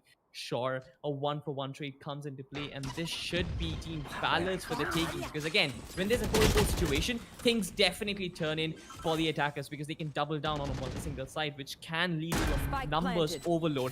Whitehorse again trying to isolate these players one by one. Havan coming in from behind can pose a potential threat to them. Whitehorse creeps in, he gets 1 kill. Havan makes his way as well. Whitehorse gets a double for himself, and the Seekers are there. The spray comes in, but Havan falters over there, kind of overextended a bit too much. 2v2, and needs to step up at this point. The spray comes in, completely whips over there. And even Antidote has been shot down. Tchaikovsky getting a quad for himself. The second round on board for Team Valor over there. But what just happened? Team Godlike should have won the 8th round on board. But these mistakes do happen. That's not the main point aggressive. The fact that their setup on the Bind has been working so well, it just makes no sense the fact that they're experimenting so much on other maps like Haven and Icebox. Sure, they want to do something out of the box, but when the box is fine, I mean, when the box is working fine, why do you want to break it? The fact that Hunter just jumped and then immediately stepped down and got a headshot. Yeah. I'm very sure that Whitehorse, he's just salty about it. No pun intended. He's salty, certainly. Alright. Okay. Wouldn't you be salty if you just got a headshot like that? The guy jumped, landed, and then what tapped you into the next image? Oh, that's my basic gameplay routine, man. That happens. Like, he has this for breakfast. Salty, he's always salty, so it's completely fine. Don't worry about it. But do you know who's gonna be a little bit more salty? It's gonna be Antidote, because he was in the perfect position. He had his operator train, but he was holding it a little bit too tight. And the utility coming on down through from the side of Strokey. Yeah, 1 paint shell and a couple of spam bullets towards the side where Antidote needs to go. And he's gonna go on down. He's not gonna be that perfect spot. But do you know what? Who else is gonna be in that perfect spot? It's gonna be Flex. And you should also be in the perfect spot, ladies and gentlemen, because we have a giveaway for you set up down in the description below from the side of LG Ultragear. Make sure to get yourself in on the giveaway because we want to see you having that LG Ultragear monitor for yourself. Get yourself prepped up, get yourself ready because Season 2 qualifiers are also live. Check all the links down in the description below. And as we are heading on down back over to the matchup, you can already see that both of these teams, They're ready, but at the same time, Team Valor, they're slowly creeping their way up towards the angle of Hyvon, and I don't think anyone's gonna check him. Hyvon, he left that angle at the wrong time, and he pulled out a flash. I mean, that's so 10 seconds annoying. left. You Last have player such a good standing. angle. You have the crosshair placed right at their skull. You can rip their dome, but no, you try and pull out. Freaking bird. Why? Why do you have to call that bird? The Ah, timing, dude. man. True that. True that. Timing was weird, but yeah, Team Vader, they're actually slowly creeping up. You know, if they actually manage to Need a drop. make this a 7-5 scoreline, I would say Team Godlike, they're at a disadvantage. And this being the final game of Best of 3 series, they don't have that safety net for them. If they lose this, they go down to the lower brackets, which again for a team like Godlike is not really the best. The same time here, Salty, I feel as though I don't know. I have those shivers saying that Team Valor could just take it down to the 7-5 scoreline, and my prediction could go out of the window right then and there, because we know for a fact that Team Valor, they are going to be able to get a couple of rounds on their defensive side, probably take it over to that 13-9 scoreline that you were saying previously. And then, hey, you can be the one to just put your legs up onto the table. You're gonna be, I'm gonna lean back, I'm gonna chill, because my analysis is on point. I'm the king analyst here, and I'm the one who's gonna be getting all of the glory. But hey, let's see which one from these teams are gonna be getting the glory instead. Flex! He gets a revenge kill on Hunter. He's like jumping down and he gets a beautiful headshot down onto Hunter. I think we got the revenge play for the side of White Horse. But hey, you know who else got revenge? It's gonna be Strokey with the grenade. Both of the Razes just throw out grenades and it's gonna be Strokey getting that kill. Good gravity well though from the side of Pixels. You have to say that Pixels, he has been getting so many beautiful gravity wells no matter what happens by Rexy. This guy and his spray control is just gonna be so beautiful and it's just gonna be so crispy. But at the same time, hey, they know for a fact that Psychowski is holding down from the angle of A showers and that Pixels is completely on his own. So he needs to go in for a swing, he needs to go in for the kill. Pixels is gonna be good for one, an antidote. He just didn't need to walk out from that angle. He could have just swung it hard because Pixels was still planting, walking out of that smoke. Just cost him in the entire round, I believe, because White Horse, he's stuck in a sticky situation. There is no way he can go in for the defuse. One on the left, one on the right, an Astra stun to boot as well, and Pixel's going in for that swing. That's going to be triple kill on the board for the side Team Valor, ladies and gentlemen. The 7-5 scoreline. Last round in the half. I'm not sure if Team Godlike is hard choking at this point because they're doing things which they shouldn't, right? And nothing is working out for them. I don't know if I am gonna boil that down to luck because you know you look at things what Havan has been going through, right? You know the timing has been wrong in terms of pulling out the flash, antidote, casually walking out of a smoke, White Horse not being on time. A lot of things are happening certainly for Team Godlike, but then if you look at Team Valor, they actually deserve the credit at this point because they're the ones who are calling in the shots, they're the ones who are pulling the cards onto the table. And they have been able to find the chink in the armor. We talked about how Team Godlike's defense looked super strong in the map of Bind. Their setup have been tried and tested. This always works. Yeah, it did work in the first few rounds, but then when Valor decided to step up, when they pressed their foot on the accelerator, they are absolutely unstoppable. And at this point, they certainly look unstoppable. And a lot of that kind of owes down to the mechanical brilliance. A lot of that kind of comes down to their shots that they are clicking in and the good coordination. They always have that one guy who can hold those weird angles. They always keep a Cypher or someone else in some sort of a backstab position and just wait for the others to find themselves in prime position where the backstab can be lethal. I'm not sure if Godlike will be able to come back, but the Hunter's Fury has been taken out. Rexy not managing to damage quite a lot from the side of Team Valor. So interesting, but look at this White Horse just pushed up again. I believe all the way from A showers, and no one really spots this guy. He sprays down Pixels and Hunter in the process. Might find the third one as well. This is insane stuff. Why does he get a third onto the game and Team Godlike? I'm not sure. I mean, Quaint always calls this guy the Phantom, who finds himself in weird spots, and he did find himself in that weird spot. And look at this, pulls off the Viper's Spit.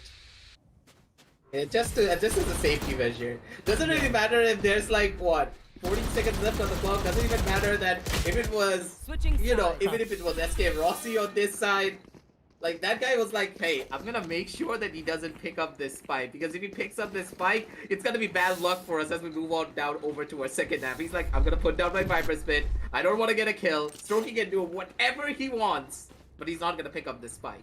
Oh, White Horse, this guy, I completely agree with the point here. He's a literal phantom. The way that he was able to move through the map and just get these 3 kills for himself, absolutely insane from the side of White Horse, ladies and gentlemen. And he is the main reason why the side of Godlike were able to win out on this round. You can take You a know bow.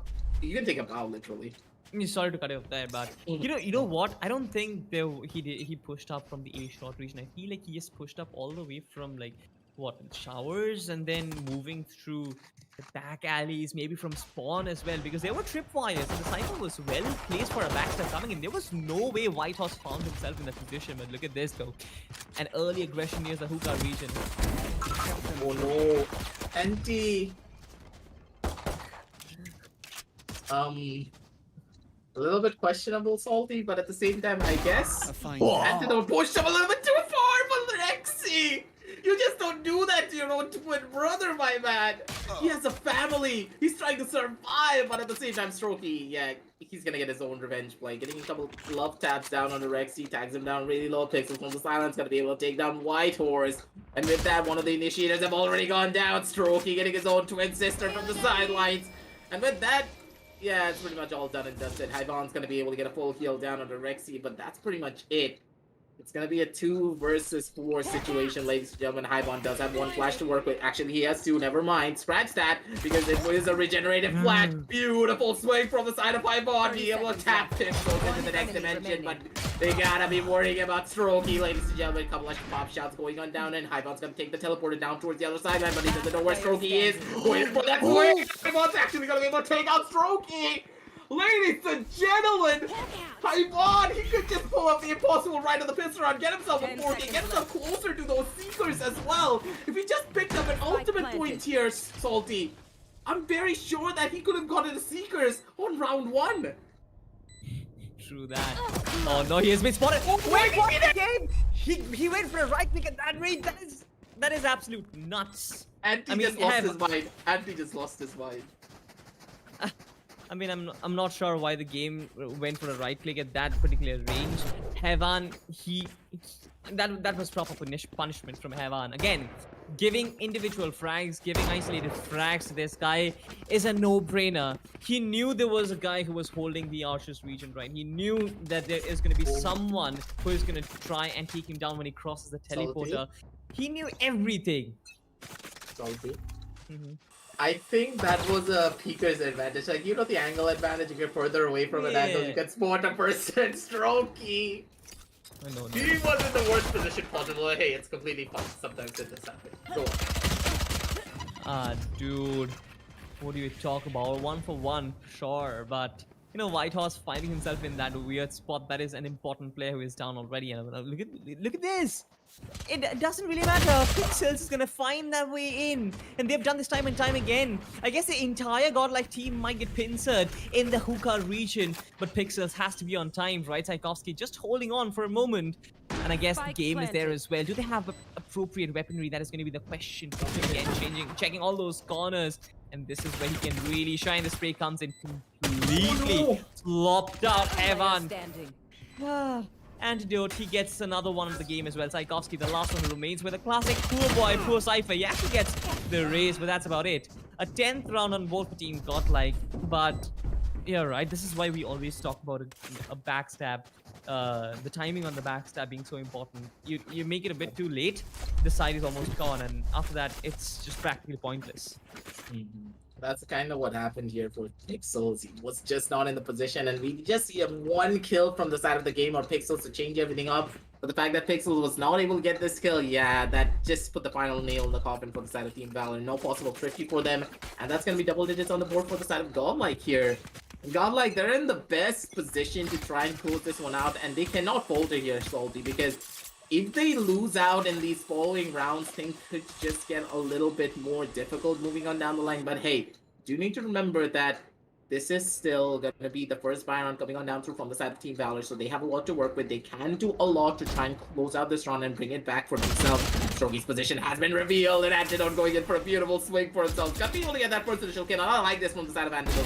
He didn't want to go in for that gun, but White Horse going in for a swing, and Anti going in for a couple of pop shots. Pixels! He gets a beautiful double kill. He just shuts everyone down and punishes them beautifully for it. Oh no. Little do they know that Pixels is here. They actually peek and flex wide swings. Takes down Pixels in the process. The Seekers are out as well. This can be the 11th round on board for Team Godlike, especially due to those Seekers. And look at that. Look at how much real estate the Seekers buy for him, right? And I guess Flex and others, they're just so well positioned to shut down any sort of reinforcements that come in. Team Valor. Again, Tchaikovsky shots down Flex in the process. A triple kill. Hayvan goes down as well. 2 headshots. A nice 1-2 coming in from Tchaikovsky, which gives them the 5th round. I want to see how many bullets that was. I think it was only like a couple of taps. Look at this. Look at how Flex got tapped. I only heard 2 bullets come out of Tchaikovsky's gun. A tap, one tap, one tap, yeah. one tap. Tchaikovsky, are you Scream? I want to know. Is this the Indian Scream, ladies and gentlemen? Indian Scream, huh? Maybe the real Scream is going to be proud of Tchaikovsky, but well, we're talking about his 1 taps right now. Let's see if we talk about something more as well. Let's see if Team Valor get the victory. No. Who's going to be able to move on down forward to try and bring it all back, because now my scoreline is here, Salty. Will we be seeing that 13 and 5 come on down through? That's the only thing that I want. I want to prove you wrong. I want to be the better analyst, but it feels as though, yeah, the game, he's going to put a damper on my dreams. You're the better analyst here. This could just be a 10 and 6. And my dreams and hopes to, you know, go in for a proper prediction, yeah, it's going to go down the drain. You still have options, right? 4 players still alive, so you still have 4 chances of, you know, your dream coming true. But this time around, Team Godlike, what can they pull off possibly? Hayvan already has so much real estate to work with. Sprays down Pixels in the process. He'll still try to clear out a lot of angles. And he's the only one who's in A side, right? And this is a pretty bad idea for them, because the B side was sort of under control. But now that Hayvan has brought so much attention, the entirety of Team Godlike try to come in. Stroke is in perfect position to shut down Antidote, and he does! Tchaikovsky as well. He shuts down White House in the process. He gets twice. Crispy, man. I mean, I don't know what's more crispy, if it is his aim or if it is KFC's chicken. I actually like that ideology there. You gotta up your game, KFC, because Tchaikovsky is pulling off something which is even crispier than your chicken. And he's gonna be doing it at a cheaper rate as well, because hey, it's completely free. Everyone back at home is literally watching this, and they're gonna be like, God damn, Tchaikovsky, this is so crispy. And just as Salty said, it's more crispier than KFC's chicken. But hey, moving on down the line, it's gonna be the side of Team Valor, heading it down over to that 10 and 6 scoreline, ladies and gentlemen. And now, I really want to see what the side of Godlike are cooking up to try and go in for another execution of their own, because it feels as though this double initiated composition is beautiful to go in for a lot of multi-fakes. The fact that Godlike are not going in for any fakes in particular and are committing to a side where they get a pick, they're not really playing their composition to its full potential. Right, they are trying to get fakes, right? But most of the times they've been losing the players in the process, right? They've been losing those early players, which has kind of halted their journey of getting fakes. But yeah, Hunter spots him down. I guess Flex is gonna get pushed off. If game tries to be overly aggressive, it can be a bit problematic, but then, nah, he gets the kill. And just like I said, right, Team Godlike, they've been trying to pull off fakes, right? Flex was certainly here to pull off that, to sell that fake, but he was taken down in the process. So this is something which is hurting them quite a lot. And Team Valor, I guess they've been conditioned to see those fakes and understand which player is a fake and which execute seems to be a set piece into the site.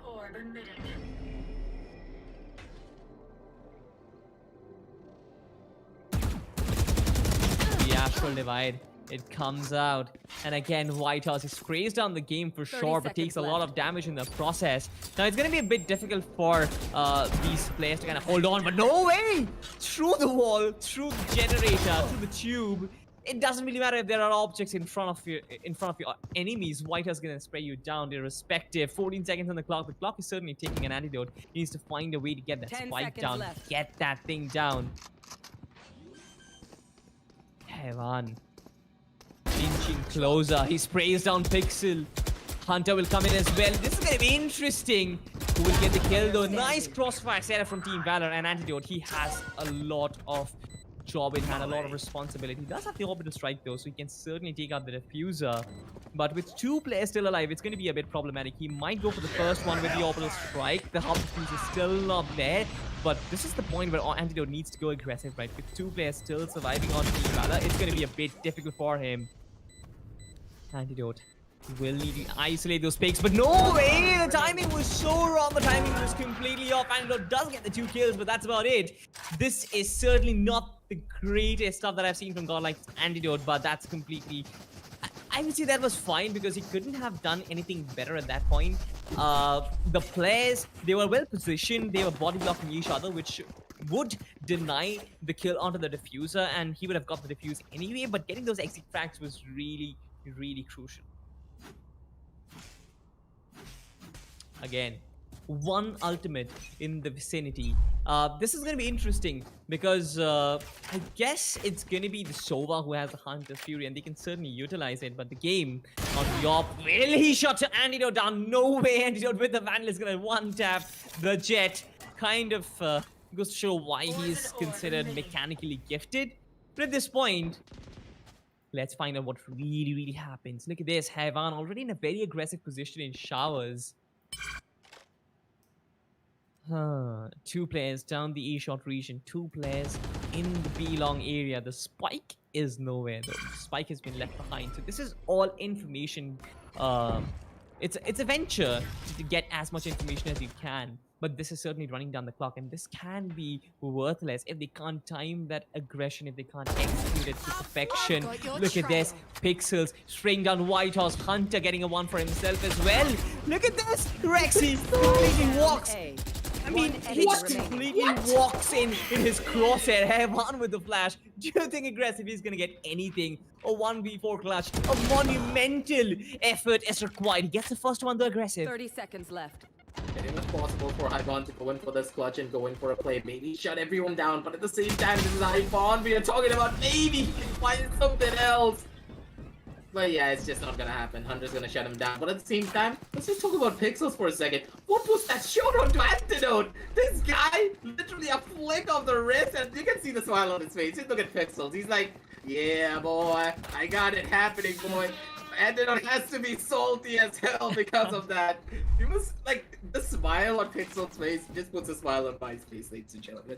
This guy is on point, and there's a reason why we call him the Demon of Bind. Right here. Because whenever he is on Bind, whenever he's on that Astra, whenever he's on that Viper, he can completely shut down any execution if you give him the time to do it. Antidote was salty and Pixels was Salt Bay at that point, but Godlike, what can they possibly pull off at this point? I guess a lot of things have been tried, a lot of things have been tested. Godlike, they're choking it hard right now. They've gained a lot of rounds aggressive. I mean, as far as I remember, it has probably been like 5 or 4 rounds on a short flex with the grenade gets Strokey. The showstopper comes in as well, but Strokey, wait, what? What? Both of them just killed each other. That was an Uno reverse, but then the Hunter's Fury comes out as well. A pretty expensive round. Look at this. He's pretty dead on accurate onto Antidote Team Godlike. The positions have been sort of revealed, but then is Team Valor capable of shutting the plan down?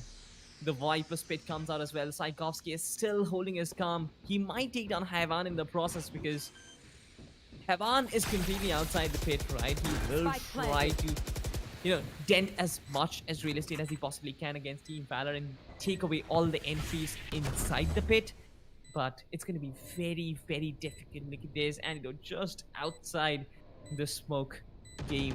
Does have the opportunity to right-click. It's going to happen aggressive. Like this gives me anxiety. I don't like this. Yeah, I don't really like this. Give me that KFC chicken instead, because this thing's going for a little bit too much right now. It's going to be Saikovsky on the other end. For himself. But at the same time, the game holding down strong, but it's going to be Antidote just slapping a bullet into his forehead. And Wider's just like, hey, Antidote, let me have some fun as well. 1-2, punch to the face, and that's going to be the sound of Godlike, setting it down over to the 11-8 scoreline, ladies and gentlemen. This is Godlike for you. Just give them a chance to adapt. Just give them a chance to change up their strategy. Doesn't matter if they're 1 HP. Doesn't matter if they're 150. They are going to be the ones to take it all away from you. that is gonna be the 11th round on the board for the side of Godlike. And now is where the real fun begins as well, Salty, because with the pressure now on the side of Team Valor to perform, will they be able to do it? Or will they falter and Godlike, they take it away over to the back? It's probably one of the first rounds in some time.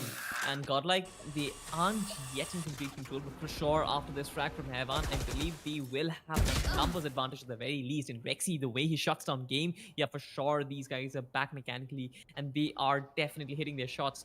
Do they have the strategy to back it up? I guess they do.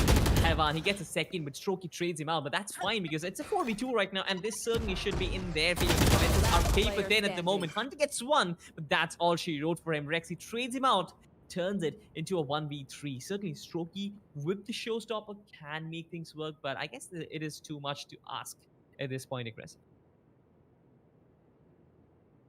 And now things are just looking a little bit more problematic, to say the very least. Whitehorse is like, I don't want to take any chances.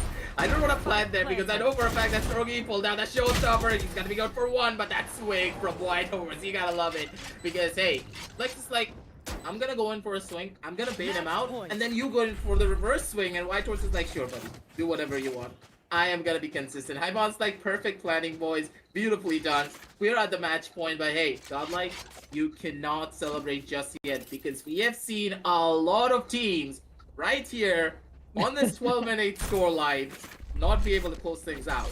So I'm really hoping that Godlike, they keep their cool, they keep their attention on the board, and they are gunning for this win. Because even though the buys are not prominent and they are not good from the side of Team Valor, they could pull out a rabbit from the hat. Yep, sure. We've seen a 12-2 turn into a 12-12, or rather a 14-12 at the end of game today itself, an aggressive game. Were you? I guess you were. I'm not sure, but yes. I guess you weren't. But it doesn't really matter. It doesn't really matter. Enigma versus F1 is what I'm referring to. Godlike, certainly they have the man advantage. Work with this is bad. No. Yeah, it's over. Barely spot out Tchaikovsky, but Heavan has been traded out. Strokey was there to help him out, but this is a 2v3. Prepare for hellfire. Yeah. That the Raze Boombot is going to reveal the position, right? And Pixels is going to be in prime position to kind of get some kill. Yes, he certainly knows. He's got the sound cue and he shots on Antidote in the process, but now his position has been revealed. So at this point, he needs some support from the Raze himself. But will he be on time? That is the question. The clock is certainly ticking and the spike has been planted. Not a lot of seconds left before it actually explodes. Team Valor, this is going to be their last strive to actually make something happen in this map. The last round which they can possibly win. Stroke, he gets flexed in the process. Rexy shuts him down. Will it be a clutch? No way, Pixels. He still manages to keep Valor alive for yet another round, aggressive. And we magically reach that number to 12-9. Now, probably the best time for Godlike to kind of shut things down and make my prediction come true. But we'll see. Hey, you're the one at the... You're literally the one with your leg up on the chair or leg up on the table. I don't know where you are right now, so I don't know how I feel about this. You're gonna win the prediction either way. The one who is the closest, of course, is gonna win every single time, so... Yeah, not like... Are you gonna prove it all wrong? Are you just gonna take it all away from me? Or will it be the side of Team Valor, you know, going in for that second win and proving Salty wrong one more time? You're gonna see it soon enough because now the buys are even from both sides. Both of them can just stand up, go in for those proper buys, and then go in for those proper plays. Who's gonna be able to come out on top? It's gonna be the real engagement here, ladies and gentlemen, because Sat Godlike, they're playing it a little bit more slower than those previous rounds because I feel as though after that first initial flank from Pixels, they're shaking up a little bit and they're second guessing a lot of their strategies. And when you second guess yourself here, Salty, especially on Bind, you're not really gonna be in a good spot. Look at Team Godlike though. Hype training their way from the B side to the A side. Now Heavan already has this advanced positioning, but I'm not sure if Team Valor have appropriate equipment to shut down this hype train. We talk about Team Godlike always cartwheeling their way into sight. I guess this is something which they're going to do this time around as well. Like, obviously, his position has been taken out. He does have the Seekers available as well, so that can buy himself a lot of real estate to work with. The Hunter Street comes out as well. Even if the Hunter Street doesn't connect Antidote, he's going to get Psychopsky in the process. Rexy, he managed to get Antidote in the process. I mean, was it team kill? Wait, what? Team Godlike? I'm not sure what's happening. But why does he gets 2 of his own? Now this turns into a 2v2.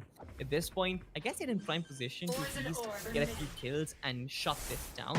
But yeah, with the classic and with the deflated economy, I don't think they will be able to do much. Player standing. Yeah, Team Valor, they're in a pretty tough spot. Really not much. 13 to 9. It's gotta be Rexy just coming on in. 13 and 9. And yeah, Salty. Okay, you can say whatever you want. I'm ready for it. Just say it. Just say it. Just announce your victory to the entire world. You're the better analyst here. I want to hear it from you. You know what? It's nothing about a better analyst. I guess I was just lucky with my prediction. Nothing. I'm gonna play the good cop. No, just say it. Just say it. I want to hear it. I want to hear it. Just say it. Nah, man, it's all cool. I guess it's actually good with the fact the team got like they finally close things out and make it a 13-9. I mean, it could have been a better if they could have shut things down at 13-5 or maybe something even closer because Bind is supposed to be their man. Bind is supposed to be their own turf. And but again, they actually took them down the wire, and the fact that Team Valor got 9 rounds, it shouldn't have really happened. But we're gonna move on to the match highlights and try and analyze what exactly happened. And Aggressive, what are your thoughts on how Team Godlike and Team Valor played? I guess it was an extraordinary best of 3 series. Yeah, honestly, in my eyes, both of these teams performed so beautifully when it came down to this map in particular. Initially, it was the side of Godlike just going in for a dominant play every single time, being able to shut everyone down. But right at the very end, we saw that the side of Team Valor, they had a second wind in them, constantly switching up their strategies, trying to bring something a little bit more different. And slowly but surely, they were inching closer to getting to that even Steven scoreline, but I feel as though they lost out on so many rounds right at the get-go that they were just not able to keep up the momentum and keep up the pace to go up against the side of Godlike. And this is kind of what happened in the side of map number 1 as well. They were really strong right at the very beginning, but right at the very end, they just slowed down way too much, causing them to lose out on so many of their different engagements. And I feel as though the side of Team Valor, they're trying to iron out the kinks, but at the same time, you need to remember something. We can't really judge the side of Team Valor very harshly. They don't have one of their star players on their side. Buster here would have been a lot more different because he brings a different level of firepower and a different presence onto the server. A lot of people are afraid of him for that very specific reason, because I call him the doorbuster for a reason, and he can just rush into a site and just completely take everyone out. He's like the literal Daya of our Valorant scene. Exactly. I was going to point that out. I was going to point that out. Yeah. I was going to point that out, that are you referring to Daya of CAD, but alright. True that, I guess the amount of experience that Buster brings on the table for Team Valor could have been very influential, but I guess they played well considering the fact that they're up against an extraordinary side with well-decorated players like Antidote, Heaven, Rexy, Whitehorse. This lineup is crazy, and having that player like Flex, who is naturally gifted, who is mechanically that skilled, it's like a cherry on top of the cake. And Team Valor, they really took and pinned down Team Godlike. They almost took them to the wall and were like 1, 2, 3, but it wasn't really 3. And Godlike, they come back in such amazing fashion. I wouldn't say amazing because they weren't in complete control, but for sure the rounds that they did win, especially on Bind, they looked to be in complete control, and there were a lot of flawless rounds. So you gotta give credits for them. But it doesn't really mean that Godlike is perfect as of yet. Their setup on Bind is sort of perfect, but then the teams are getting accustomed to it. You gotta keep, innovating. But if you look at maps like Icebox, like Haven, they got so many things to fix. And especially in playoffs, in the upper bracket qualifiers, they did face a relatively easier opponent. But when they move on to the finals, they don't want to do that. They want to have 3, 4, 5 maps in their disposal where they're almost unbreakable if they want to win the tournament. And this gives them the ideal platform to practice. They know what they lack, and they can certainly fix up on it. Yeah, I completely agree with you there. It is going to be a couple of plays from the side of Godlike that I wanted to see a little bit more, because They had a double initiator composition. They had a lot of the setups on their arsenal, but they were just not going for it on their fullest potential because considering another team that actually runs this composition, the side of Global Esports, they run the exact same comp. They have the double initiator, they have the Sky, they have the Sova, and they actually use a Jet instead of that Raze. Raze is just so much more powerful because you can use a lot of the utility from the Sova and of course the Sky to set up a lot of your grenades to completely get a kill every single time. And that's exactly what the side of Godlike did in a lot of the rounds, but it was just not consistent. They were not using their utility to bait out a lot of the different angles that Valor were going into. They could control the flow of this matchup a lot more if they just went in for plays like that. But hey, you have to give it a white horse in this round in particular. Just look at this man. On a flank, getting a double kill and then getting a triple, completely shutting down the spike. Yeah, there was no way you're going to be getting on down onto the server if this guy is right behind you. And with that, the side of Godlike, it was an admirable play coming on down from them. They were able to go in for an easy win. But hey, right at the very end, they need to be a lot more consistent when it comes down to a lot of their different strategies. Because going up against more of the top caliber teams, if they're not able to switch up their strategy, things are just not going to be looking up just yet. So moving on down the line here, Salty, I want to hear from you. Do you have any more parting words for the side of Team Valor before we head on down over to the brackets? I think, you know what, I have a very deep ideology that low bracket is where players and teams turn themselves into legends. The Yep. low bracket is a real acid test where you are up against the wall, where you're just barely at the edge of a very high cliff and you can just possibly fall off. And with that pressure, with that amount of responsibility on your shoulder, if you're able to perform, that is where you really turn into a legend and you get known in the circuit. Team Valor, they going down on the lower bracket doesn't mean anything, I guess. They can come back really strong. It isn't the end of the world for them. They got a few things to fix, and I believe they will fix that. But the kind of play which we got to see from them in the map of Haven, in the map of Icebox, I have such high hopes, honestly. I would really love to see this team more and more. Yeah, that is for sure. Team Valor is a team, they're performing so beautifully and they're growing so much. When you consider them back in the group stages, this team struggled immensely. They were at the point of relegation right at the very end, but they clawed their way back. They were like, we are not going down just yet. We're going to keep on fighting. We're just going to keep on going. They dug deep and right at the very end, they took that number 4 position and they are now here. They deserve to be here, ladies and gentlemen. And they proved to us here on this first initial matchup that, yeah, we can make it all happen. But hey, let's head on down over to the brackets and see where all the teams are going to be standing one more time. And it is going to be on the board, ladies and gentlemen. A couple of very interesting matchups for you all moving on down the line. It's going to be Enigma versus the side of Global and Velocity versus Godlike. I'm really excited for both of these matches, but at the same time, consider the lower brackets as well, Salty. You want to walk us right through them? Yeah, for sure. Look at this. Samurai Esports against Force One Esports right at the bat in a lower bracket. I mean, that is something which you don't really find, right? Team Valor and the esports team, for sure, they need to grind their way out, but it's going to be a tough task for them, especially with one of the sides from Enigma Gaming, Global Esports, and one from Velocity Gaming and Godlike. Even they are going to find themselves in the lower bracket, especially after this round. Yeah, things are going to be a bit too tough for them. But the fact that in the first lower bracket we find a team like Samurai Esports up against a team like Force One Esports, yeah, that does raise a lot of eyebrows. But it also kind of raises eyebrows the fact that Enigma Gaming, they've evolved so much that they by themselves tie against Global Esports. Yeah, now moving on down the line, I want to see a little bit more emphasis coming on down through from all these teams to just fine tune their strategies and bring something a little bit more different along the lines. But hey, all of these teams, they're ready. They're gunning for the wins. But at the same time, hey, before we do move on down over to the upper brackets, we need to see everything from the lower brackets. So make sure to hit the like, hit the subscribe button, and of course, hit the bell because we are going to be back real soon with all of these lower bracket matchups. And you don't want to miss the first match against the side of Samurai Esports for the side of Force One, and of course Team Valor versus the Esports team. These are your favorite teams. They're going to be gunning in for the win, and they are going to be gunning in for the place, ladies and gentlemen. They're not going to be stopping for even a second. And hey, the Esports Club, we're also not going to be stopping bringing you content down here on board as well. But hey, as you are hitting that like, hitting that subscribe, you can check out the description as well. We have a lot of deals set up for you from our sponsors. Get yourself an SSD, get yourself a processor, and get yourself a laptop as well while you're down there. Because if you want to play like the pros, we have all of the links down in the description below. And also, as you are down there, make sure to check out the season 2 registrations as well, because qualifiers are going to be live for